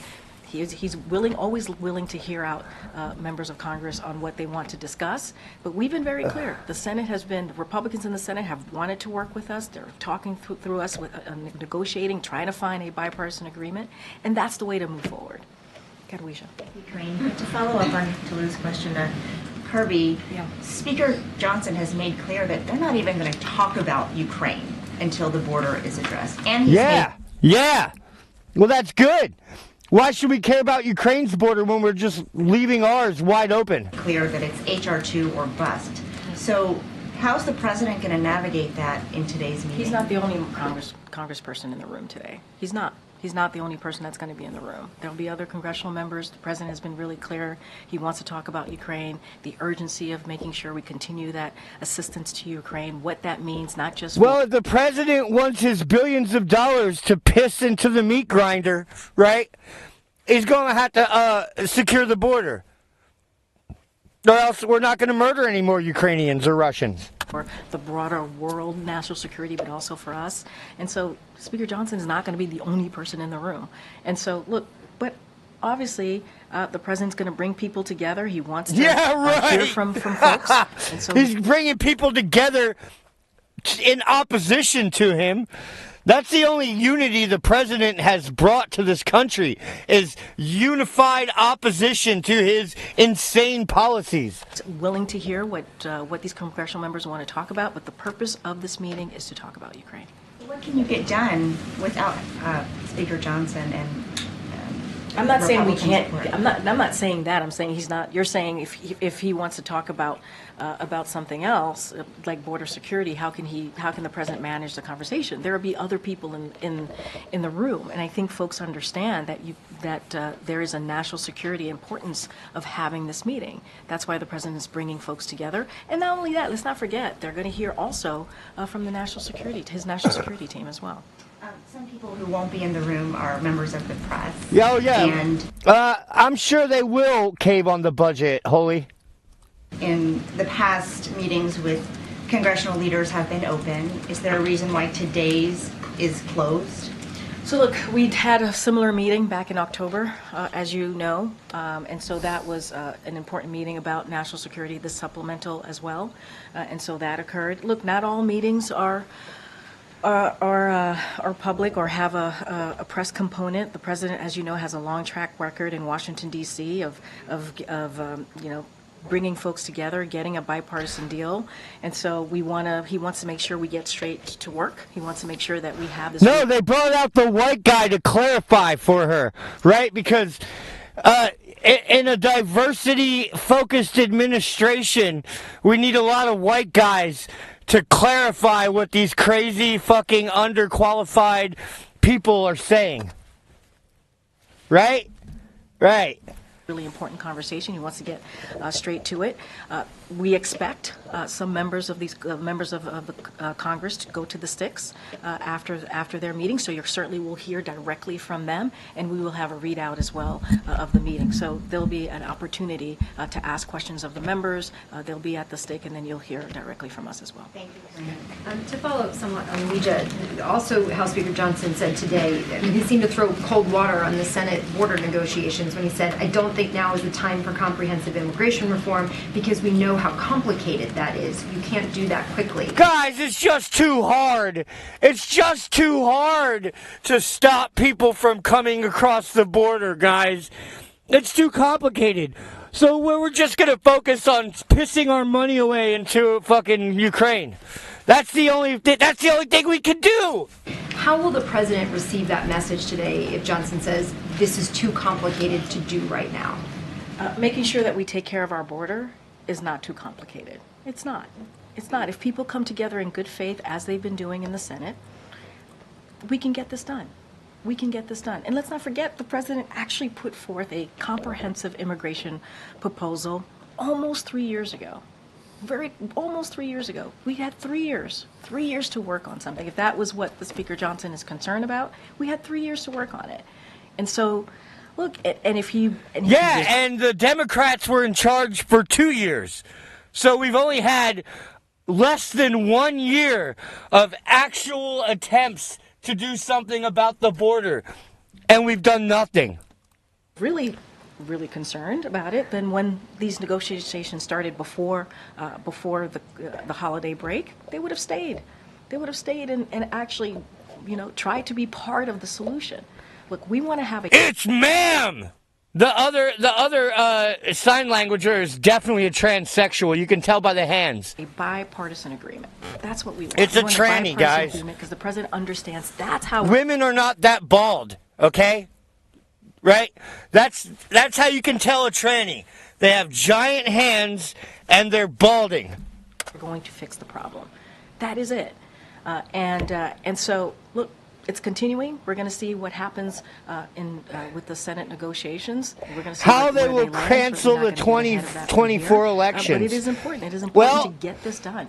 China's working on a new coronavirus that infects your brain and kills 100% of the infected. The president's not going to stop. They've tested it in humanized mice that have been that have undergone gene therapy in order to express the ACE2 receptor, right? That's the same receptor that coronavirus antagonizes. From negotiating with the senators. Just a quick one. Beyond the congressional leaders, who exactly is going to be in this meeting? How did the White House come up with this list? Why this group? So, look, I can say, as you all know and been mentioning, Speaker Johnson will be there, Leaders Schumer, McConnell, and Jeffries, and the chairs and ranking members of the House and the Senate committees on armed services, foreign affairs, appropriations, and intelligence. So that's incredibly important as we're talking about Ukraine, obviously, and that part of our national security supplemental. And also from the White House, so you all know, the Chief of Staff, Jeff Zients, will be there, National Security Advisor Jake Sullivan, Counselor Steve Ricchetti, Legislative Affairs Director in the Rio Grande. Director of National Intelligence Avril Haines, OMB Director Shalonda Young, and Principal Deputy National Security Advisor John Feiner. Again, this is going to be about Ukraine. Some of this will be classified, we'll have classified content, and so that is why it's important for all of those folks to be in the room as we're having these conversations as a president. I understand you're saying the meeting is about Ukraine. If and when the issue of border security comes up, which we know it will, and is expected to, what specific concessions is the president willing to make on the issue of border security? Absolutely none. Look, I'm not going to negotiate from here. I'm not. There's been negotiations happening as it relates. Bitch, you couldn't. It's not that you're not going to negotiate from there. It's that you lack the ability to fucking have a discourse with somebody in any intelligible way. To the border security in the Senate for some months now, between Republicans and Democrats. We're going to let that process continue. We're going to let that doesn't stop. Those negotiations, those conversations is not going to stop because the president is meeting with congressional members today. Again, our focus today, the president's focus today is going to be about Ukraine and the importance of continuing to support Ukraine as they fight against tyranny, as they fight against President Putin's aggression. That's going to be the focus. And I said, the president it's pronounced Poutine. People together obviously is willing to listen to what folks have to say, but that is the purpose is Ukraine. Yeah, that was definitely weird. Oh, you guys mean the jelly glob on the camera? Yeah, jellyfish, jelly blob, whatever. And those negotiations on the Hill, on the whatever. Senate side is going to continue. A quick one on the vice president's Look at the video again, right? The object doesn't move relative to the camera, even when the camera bounces around. It's obviously a blob of something on the camera. That is expected to start on Monday. She's headed to Wisconsin. She's kickstarting the tour in Wisconsin. Can you share more details on that trip? And where else is she planning to go? What is the White House planning to achieve with this? So more broadly, on Monday is the 51st anniversary of the landmark decision, Roe v. Wade. So both the president and the vice president is going to be marking that landmark decision, that anniversary. It's an important anniversary. She looks like a character of Alice in Wonderland. No, she looks like the Queen. Off with their heads from the Johnny Depp Alice in Wonderland. She totally looks like the Red Queen. as the administration works to defend reproductive rights for women across the country, while Republican elected officials push extreme abortion bans that deny women the care that they need, force families to travel out of state for health care, and threaten the health care providers with prosecution for providing Make sure you guys like the video and trained check to make sure that you're still subscribed and getting notifications. So obviously it's an important day. We're gonna mark that 51st anniversary, and you'll hear more from the Vice President's office as to what I think she looks like a lawn jockey right now. Is going to look like. But she So we're always looks certainly like the referring Red you Queen, to her too. office, and then we will have more on what the president, how the president's going to mark that day. Is the president planning to join her at any point during this I don't tour? have any. I don't have anything to lay out on any of the president joining the vice president on this particular tour. But what I can say is both the vice president and the president are going to be marking this day on Monday. We will have more to share on what that would look like. Okay, MJ. Karine, does the White House believe that Democrats have already made significant concessions on the border, and does it believe that Democrats, have more room for additional concessions? So I want to be really careful. There are negotiations happening. If I speak from here about it, I don't want to get in the way of what they're trying to make happen, which is come up with a bipartisan agreement to deal with border security. Look, what the president understands, and he's been around for some time, right? He's been in Washington for some time. He's been a senator, as you all know. He's been a vice president, as you all know. And he understands that it takes both sides to come together to deal with an issue. And when you deal with a bipartisan situation, you put forth an agreement. There are going to be concessions that are going to be made. I don't want to speak to them from here. I think it looks cute. I think her hair's cute. Have those conversations. They will. I think she looks cute like a lawn jockey. That they can put forth, but obviously a bipartisan agreement. That means both sides have to give up a little something. That's how bipartisan agreements work, obviously. Yeah, both sides have to give up on things. You guys give up your border problems, your border demands, and we'll give up America. How about that? On a separate matter, yesterday in response to Governor Hutchinson suspending his presidential campaign, a DNC spokesperson said in a statement, "This news comes as a shock to those of us who could have sworn he had already dropped out." Seems rather gratuitous, not to mention not serious. I just wonder if the tone of that statement reflects how President Biden views the governor and views his now suspended campaign. Brain is I appreciate fucked the up question. every This is something day. that we definitely want to address. President Biden has deep respect. Yeah, she's not as smart as she is pretty. But they rarely are. It's rare that they are. For Governor Hutchinson and admires the race that he ran. The president knows him to be a man of principle who cares about our country and has a strong record. I think she gets heavily medicated before the conferences, obviously. Called the governor to convey this and apologized for the statement that did not represent the president's views. So again, as I just stated, Jeff Zients called the governor to apologize on behalf of the president, and it did not reflect his views. So if there was an apology that was conveyed to the governor, was any action taken or was anything communicated to the decision by the DNC to put this statement out? So look, I can't speak to how the communication with the DNC. Obviously, it is the Democratic political arm. So I don't want to speak to that. You would have to reach out to the DNC directly. But what I can say is how the president felt.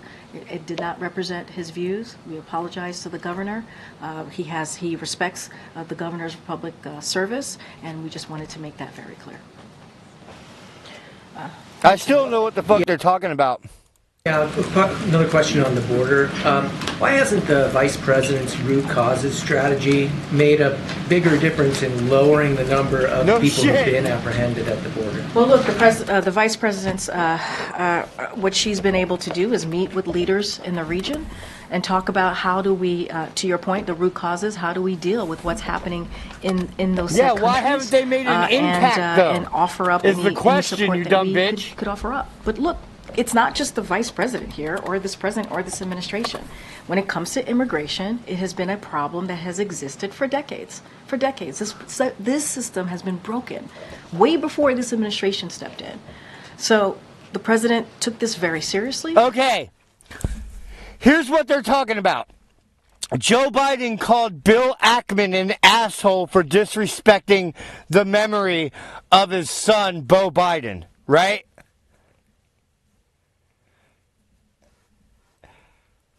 So that's what they're talking about, okay?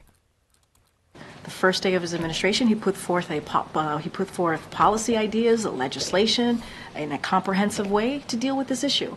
And so now, I think what's really important, and we can't miss this, right? Now there is an actual conversation, negotiations happening in the Senate, in Congress, in a bipartisan way to figure out how to deal with border security. And I think that is the most important thing here. And we feel like it's Remember, guys, when they say border security, what they mean is they need to secure these immigrants, right, by processing them through the border, right?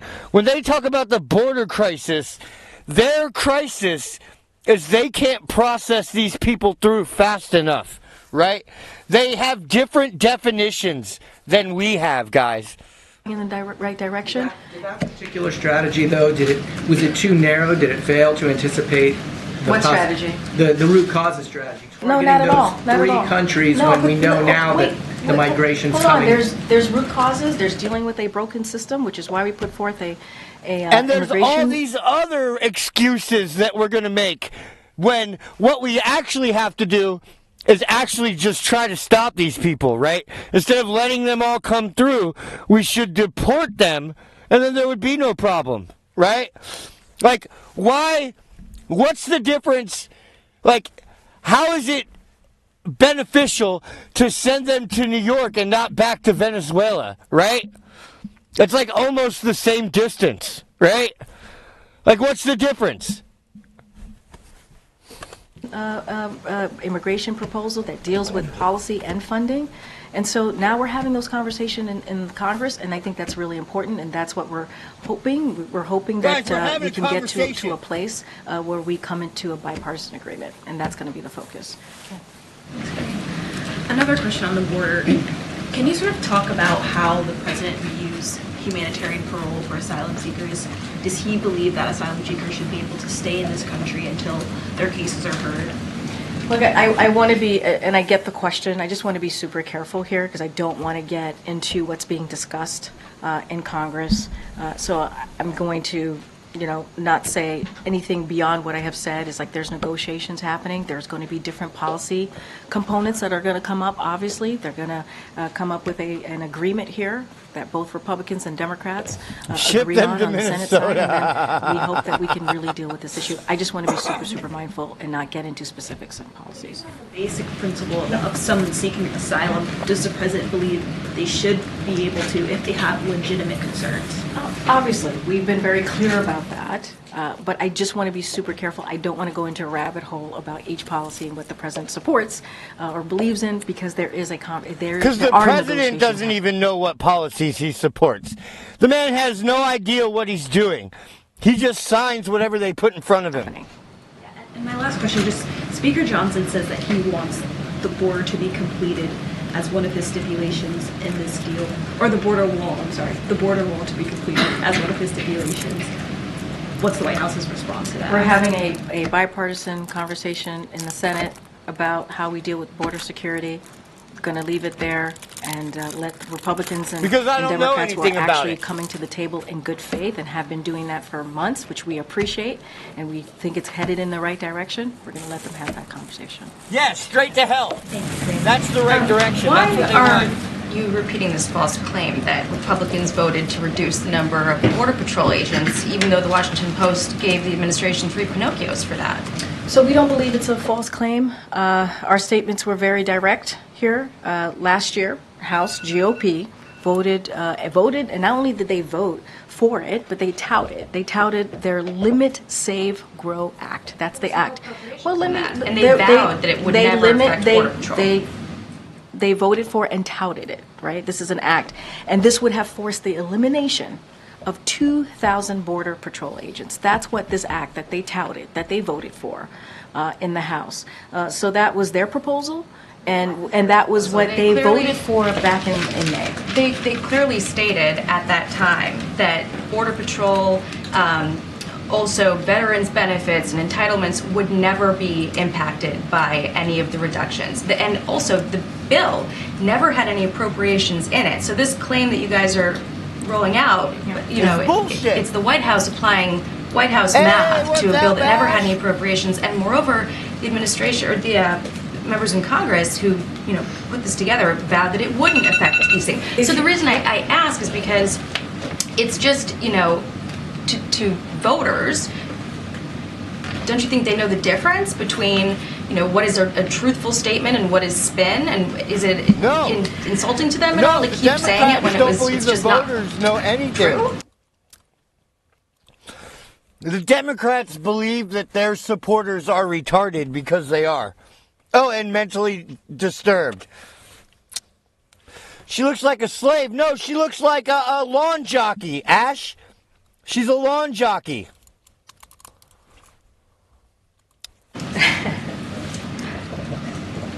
One thing that the president does not do is insult voters or American people, to be more exact, because I want to be careful about this, what I can say about this upcoming election. What I will say Jackie, is, on the other hand, is looking if you look fucking at the hot bill, as this shit act in her all that white they outfit touted, with her big that glasses. they voted for, House Republicans, back in May, it was very clear that it would have forced the elimination of 2,000 Border Patrol agents. That's what that act would have done. We were very direct about that. We were very clear about that. This is what they touted. This is what they put out there. This is what House Republicans voted for. I mean, that's where they are. They have gotten in the way every time we are trying to deal with the border. House Republicans have gotten in the way. So we appreciate. Yeah, because when they say deal with the border, what they're saying is they want to be able to process more illegals quicker, right? That is their border crisis, is they can't get these people across the border fast enough. The bipartisan conversation that we're having with Republicans, let's not forget, with Republicans in the Senate, that's why it's bipartisan, and Democrats, on dealing with the border. House Republicans get in the way. They wanted to literally eliminate 2,000 Border Patrol That's a good agents idea, girl. in this particular act that they touted, that they voted for back in May. Notwithstanding all of the fact checks on that, if you're saying that, you know, the White House, the president doesn't want to, you know, insult the American people, will the administration then amend its separate statement that imply that Texas officials were responsible for the deaths of 3 migrants when, in fact, they had nothing to do with it? They had already been dead for an hour by the time Mexico told anyone in the U.S. about it, and the administration admitted as much in their court filing. They acknowledged that in their court filing, but the statement from the White House implies that Texas was responsible, and a number of outlets were forced to issue corrections and editor's notes because of that White House statement. So will the White House amend? Look, Jackie, the president has never apologized. He's never apologized for claiming border agents whipped the migrants. He's never apologized for leaving Americans to die in Afghanistan. He's never apologized for lying about his son. He's never apologized for lying about being a civil rights founder. He's never apologized to Corn Pop. Oh, no, he did apologize to Corn Pop. Okay, yeah, well, he's apologized for something. And that statement. So let's be sensitive here. 3 people died. 3 migrants died. 2 children and a woman. That was devastating. Devastating situation, heartbreaking situation. Well, they should have been trying to sneak into the country. They'd still be alive. Problem solved. So let's be really mindful of what we're talking about here. I want to take a step back and imagine if they had gone through legal channels, they'd still be alive today. Look, as I mentioned, a woman and 2 children died. They drowned near Eagle Pass, which is, as I said, devastating, and that Texas officials blocked Border Patrol from accessing the area. That's what was happening at that time. Our statement is consistent with DOJ's filing. As the DOJ filing said, there was an ongoing emergency situation that Border Patrol was blocked from accessing. There were other migrants in the water as well. But I'm just saying there was an ongoing. And the White House statement the White House statement says that Texas officials blocked U.S. Border Patrol from attempting to provide emergency assistance. To There were other migrants in the water. Then why wasn't that included in the statement? There were other migrants in the water. That's what you were referring to. Our statement is very much consistent with DOJ filing. Anything else specific you want to know about that, I would certainly refer you to DOJ.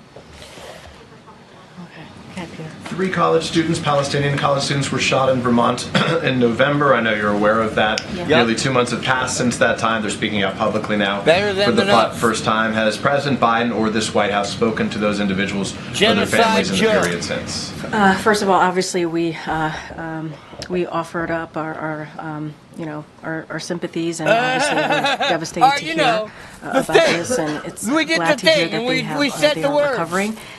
We don't have any readouts to give you on any conversation that we've had with these 3 students. Be the president, obviously, and other members of the White House have spoken with regularity with those who have been held hostage in Gaza, recognizing the circumstances are very different. Nonetheless, the White House does reach out to individuals of all sorts of communities, certainly marginalized communities and circumstances not too dissimilar from this. So why wouldn't the White House reach out to these individuals? It's a very good question. I just don't have, it could have happened. I just don't have a readout to share with you at this time. Go to Kentucky. Could you just confirm to the press corps at some point if it did happen so we can be accurate, and if it didn't, just let us know? Absolutely. Happy to let you know, but it's hard for me to say, to confirm or not if they We'll wait for your confirmation either way. Thanks, Peter. I appreciate that. Okay. I think I have one more that I can go to. Go ahead, Owen. I haven't called on you in a while. Way in the back. Karine, good afternoon. By any chance, is the White House following the trial in Hong Kong of pro-democracy advocate Jimmy Lai? So the U.S. strongly condemns the prosecution of pro-democracy advocate and media owner Jimmy Lai in Hong Kong under the PRC-imposed national security law. The U.S. renews our call for the immediate and unconditional release of Jimmy Lai, who has been in prison under Hong Kong's national security law. The United States will continue to closely monitor development. What about the U.S. Marine who was spying for the government and got caught in Russia? Why don't we try to get him out? What about the hundreds of Americans still in Afghanistan? What about the dead American hostages in Israel? With this and other prosecutions under the national security Let's not law. talk about all that stuff, guys. Many call it a sham trial, too hard. And that his conviction is virtually guaranteed from the outset, and he's still got weeks to go to this trial. But if he's convicted, I know you don't have a crystal ball, but what will the president do in that likelihood? I don't want to get into hypotheticals. The president will suck Xi's dick and thank him for the power that he gave him. I mean, what else do you want me to say, guys? The president is a goddamn commie. At least a commie collaborator, right? Right? What, you guys remember what happened to all the Nazi collaborators in France, right? And all of Mussolini's collaborators in Italy. Remember what happened to Mussolini, right? From here, we just condemned. I just very forcefully, strongly condemned the prosecution of Jimmy Lau, and so we're going to continue to do that. And obviously, we're going to monitor the situation closely. I just don't want to get ahead in getting into hypotheticals or how this is going to turn out. But obviously, we strongly condemn. Thanks. I want to ask you about ships being redirected around the Red Sea. Freightos tracked shipping costs and found that the ships going to Europe, the weekly cost for containers going to Europe are up 386% from last October. Costs going to North America are up 99%. So when does the White House feel like this could start putting pressure on prices and pass it on to the consumer? So look, obviously our national security team here and our economic teams are closely monitoring the evolving situation in the Red Sea. It's something that we're keeping close eye on. But what we've seen so far. Hey, I got stuck hitchhiking in Las Cruces once. At like a Mexican truck stop on the border of New Mexico and Texas. I got stuck there all night hitchhiking one time. Is that the impact of the ongoing conflict has had limited impact on the U.S. supply chains and energy prices. Diversions of vessels from the Suez Canal and to the Cape of Good Hope. How do you get on the internet with your cell phone? Has not had major impact on availability of products in the U.S. or capacity at the West Coast reports. Again, our teams are going to closely monitor this. This is our national security team and also economic team. We're going to monitor this, but we haven't seen an impact at this time. On Highway 10. Last Friday, the president was at a coffee shop in Pennsylvania, and he seemed to that the smoothie was $6 and how expensive it was. I'm curious, so is the president now realizing the costs that Americans are bearing? So look, when he went over, I did get a ride to with a the Rastafarian press truck corps. driver. He was having a good time, right? Offered up Took me as you know, all offered the up way to buy them to coffee. motherfucking, There was a big group there, and he where are we made sure going? everyone got coffee Tucson. and pastries. So I just want to make that really clear. $6, and I'll do it anyway. I hear you, and let's not forget what the trip was about. The trip was about small businesses, right? And- There I have was been actually going to 16 Flagstaff. million small businesses that have started, that have filled out for applications. That's a big deal. That is really important. What that means is that they have the confidence, small businesses, folks who are starting them, have the confidence in the economy to start a business. And that is, I think that's also really important, too. And the president was able to do this, or we've seen Americans able to start, file for applications to start small businesses because of the American Rescue Plan. By the way, no Republican voted for that. And so it's gotten the economy back on its feet, and also The guy was given awesome. The Rastafarian for truck small driver business was owners awesome. to start, all right, Bought for me people dinner. to start a small business. 16 million Wouldn't even let me applications spend that my we've money. seen. And so I think that's important. And look, Republicans don't That want was to the do first that. real Right? Rasta I ever They're met. not interested in that at all. They're not interested in fighting Big Pharma. They're not interested in making sure that we're lowering healthcare costs for the Americans. They're not interested in that. That's why they didn't vote for the Inflation Oh, Reduction you're Act. awesome, That's why blind they didn't dude. vote for the American Rescue Plan. And so that was the point and the important part of the president going there to Allentown. And I think it was a good trip, and you all saw that. So expensive. He was joking around. He was certainly joking around with the press corps. You know that he offered And he was to buy sniffing coffee. little That's what girls. he did, and pastries. But I think the most important thing about that trip is that he was able to visit a small business. He was able to talk about how this administration, because of Bidenomics, because of the economic policies that we put forward, that that their god Jah is the Jewish god Jehovah. Yeah, crazy. But they're like Jews, kind of. Except for they believe the Messiah has already come, and his name is Haile Selassie, and he's the emperor of Ethiopia, or he was. I think he's dead now. He wasn't a jerk, he just smelled like it. we are seeing now Because the historic jerk, number of small business applications. And I think that's important. it's like a They have style the of food. It's confidence like now. barbecue, They jerk. have the confidence now to start their small business. Thanks, everybody. We'll see you out on the road in North Carolina tomorrow. Thanks, everybody. Thank you. Hey, Mr. President. Hey, I can't wait to watch you stumble and fall again. That's hilarious. I love watching you fall down. It's so funny. I like it when you go full Roomba, Joe Biden. But, it's not fair, guys. It's really not fair to call the president a Roomba, because the Roomba knows which way to go and how to find its way back to its base. Yeah, I couldn't eat it. That's how I know that Rastas aren't really Jews, because we can't eat food that spicy. I'm like, I don't think you're a Jew, man. Your food's too spicy. Jews have bad stomachs. It comes from all the internalized worrying that we do.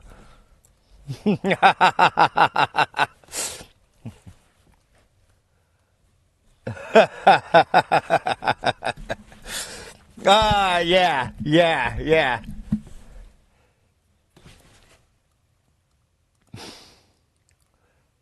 Joe Biden and Roombas, they both suck. Indeed. And they create vacuums. Joe creates a power vacuum, and the Roomba just creates the normal kinds.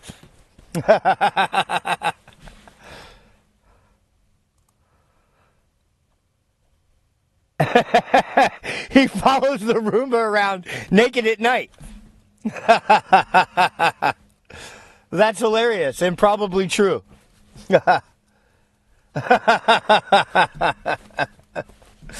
No, we could wax philosophically on Joe Biden and Roombas all day, guys.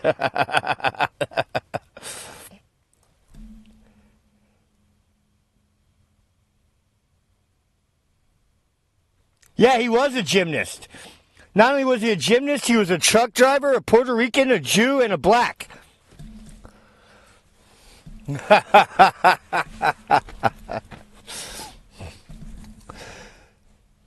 Yeah, he was. He fought Corn Pop in a back alley with nothing but a chain against 30 black guys with straight razors that they got rusty.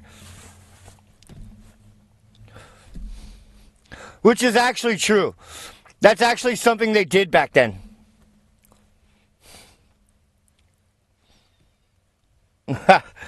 Yeah. Joe has been everything. He started the civil rights movement, guys. He started the civil rights movement.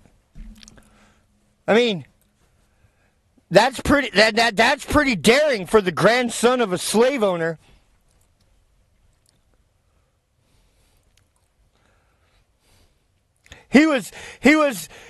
Joe Biden was the first grandson of a slave owner to march in the civil rights movement, guys.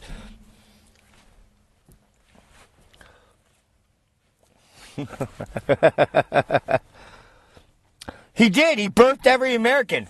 No, that was Gino. Gino Fast with his 18-inch cock.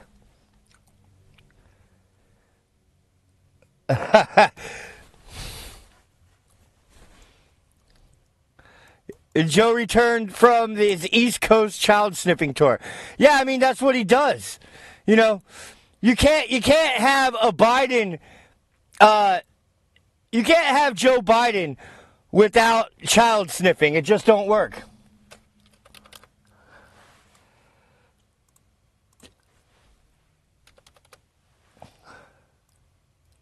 It just won't work, guys.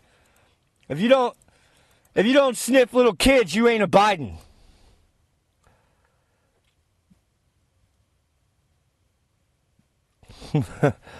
I mean, he's old enough to be Adam and Eve's dad.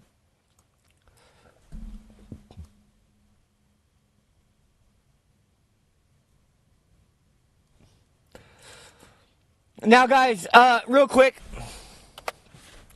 You know this channel is heavily fucking suppressed by the YouTube algorithm, right? And they're doing everything they can to hold me back. That's why I depend on your support. So if you guys want to support the channel, I just dropped some links in the chat. I'll do it again. Here we go. And that's how you can support the channel there, guys. Oh, that just said Control V. If that's something you want to do. Yeah. So, let's see. He has a Roomba that sniffs kids for him. No. He would never delegate that responsibility. He would never delegate that responsibility.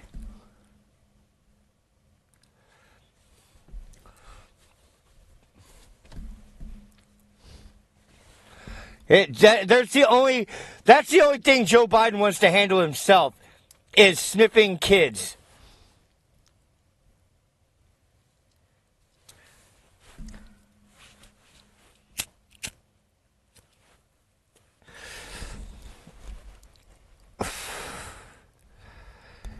You can't blame him for anything at this point. Biden isn't surviving on his own. That's true.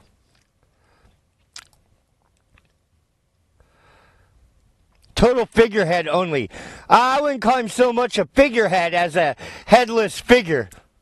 Oh!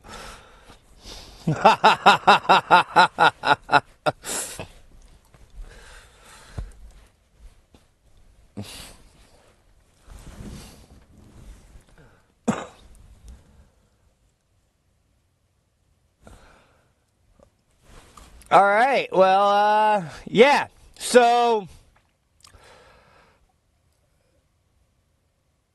yeah, ring my bell. Make sure you guys are all still subscribed and still get notifications because they've been unsubscribing people from my channel.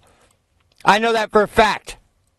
I've seen it happen with my own eyes. With people I know. I'm not speculating on that. I know that for sure.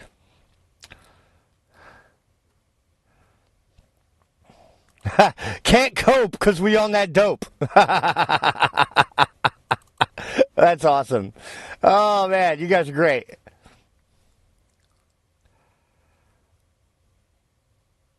All right, I'm going to play the dope song, guys.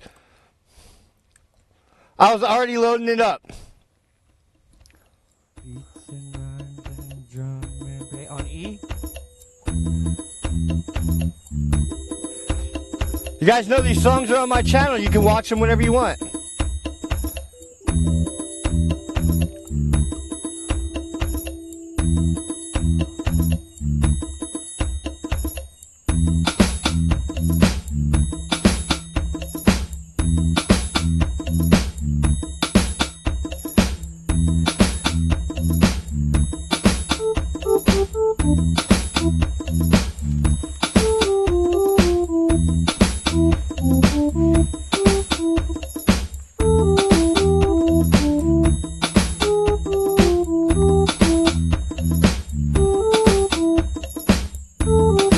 Turn up the volume on what?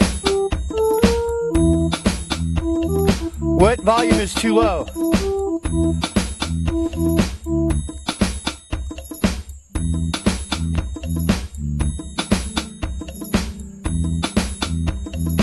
Oh, turn up the vocals. Yeah, I'm still working on getting that all. I'm not used to singing. So I'm working on that.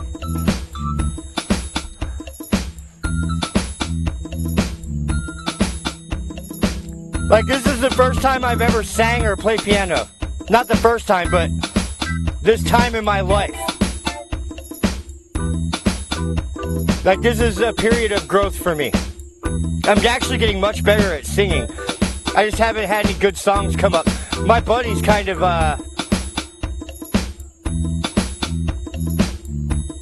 my buddy's, like, kind of hindering me.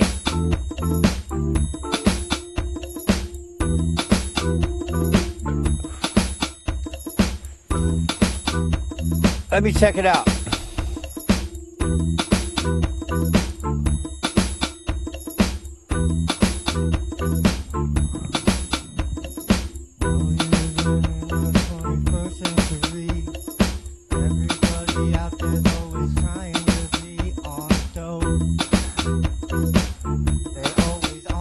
Now I'm gonna play my music instead. Girl Gone Dog.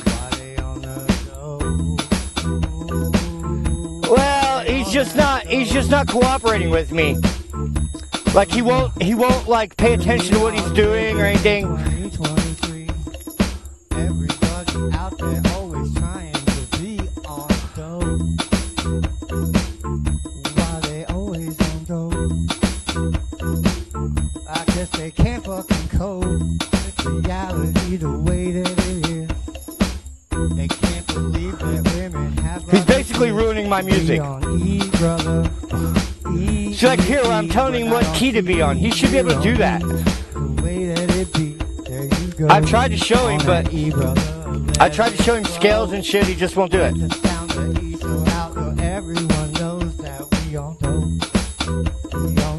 Exactly. Focus. Alright guys, well I'll see you around. And remember, we go live with all kinds of content whenever the fuck I want. Every day they're out there always going broke for that dope. Make sure you're subscribed. Make sure you're still getting notifications. That's why I know that none of them can cope with reality. Because they're always getting fucked up on some fucking kind of special sauce and look it's dope. And if you want, support the channel. Why you think they call it dope? Dope. Dope. They always on that dope. And they want a bit of Fanny, a little bit of MDMA. They want some PCP, they want some LSD and LSA. They want some PCP and they want 2CI. This is all improv too, guys. No practicing. This is just whatever comes out. They can't cope without that dope. No, they can't cope without that dope. No, they can't cope without that dope.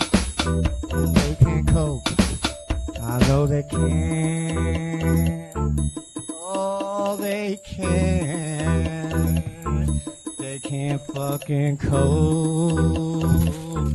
Not without that dough.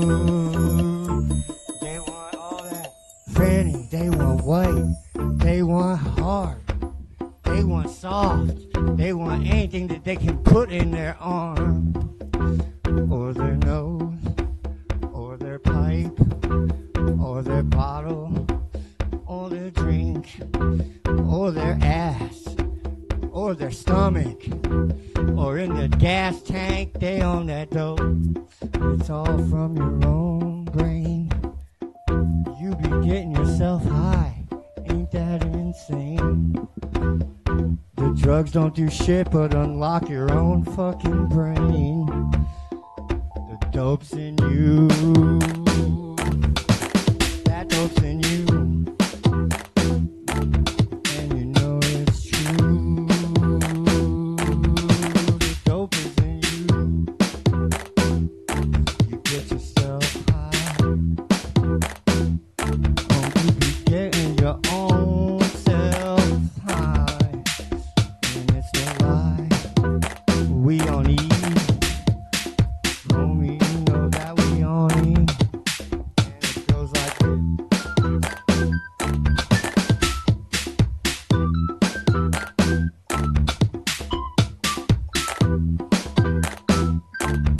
Oh wait, I'm about to play guitar.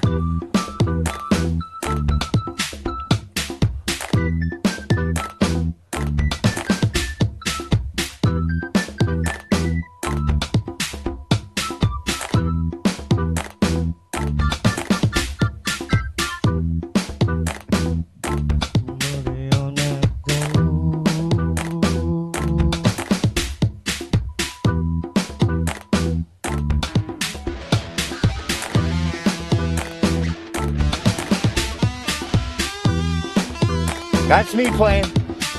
That's me playing everything.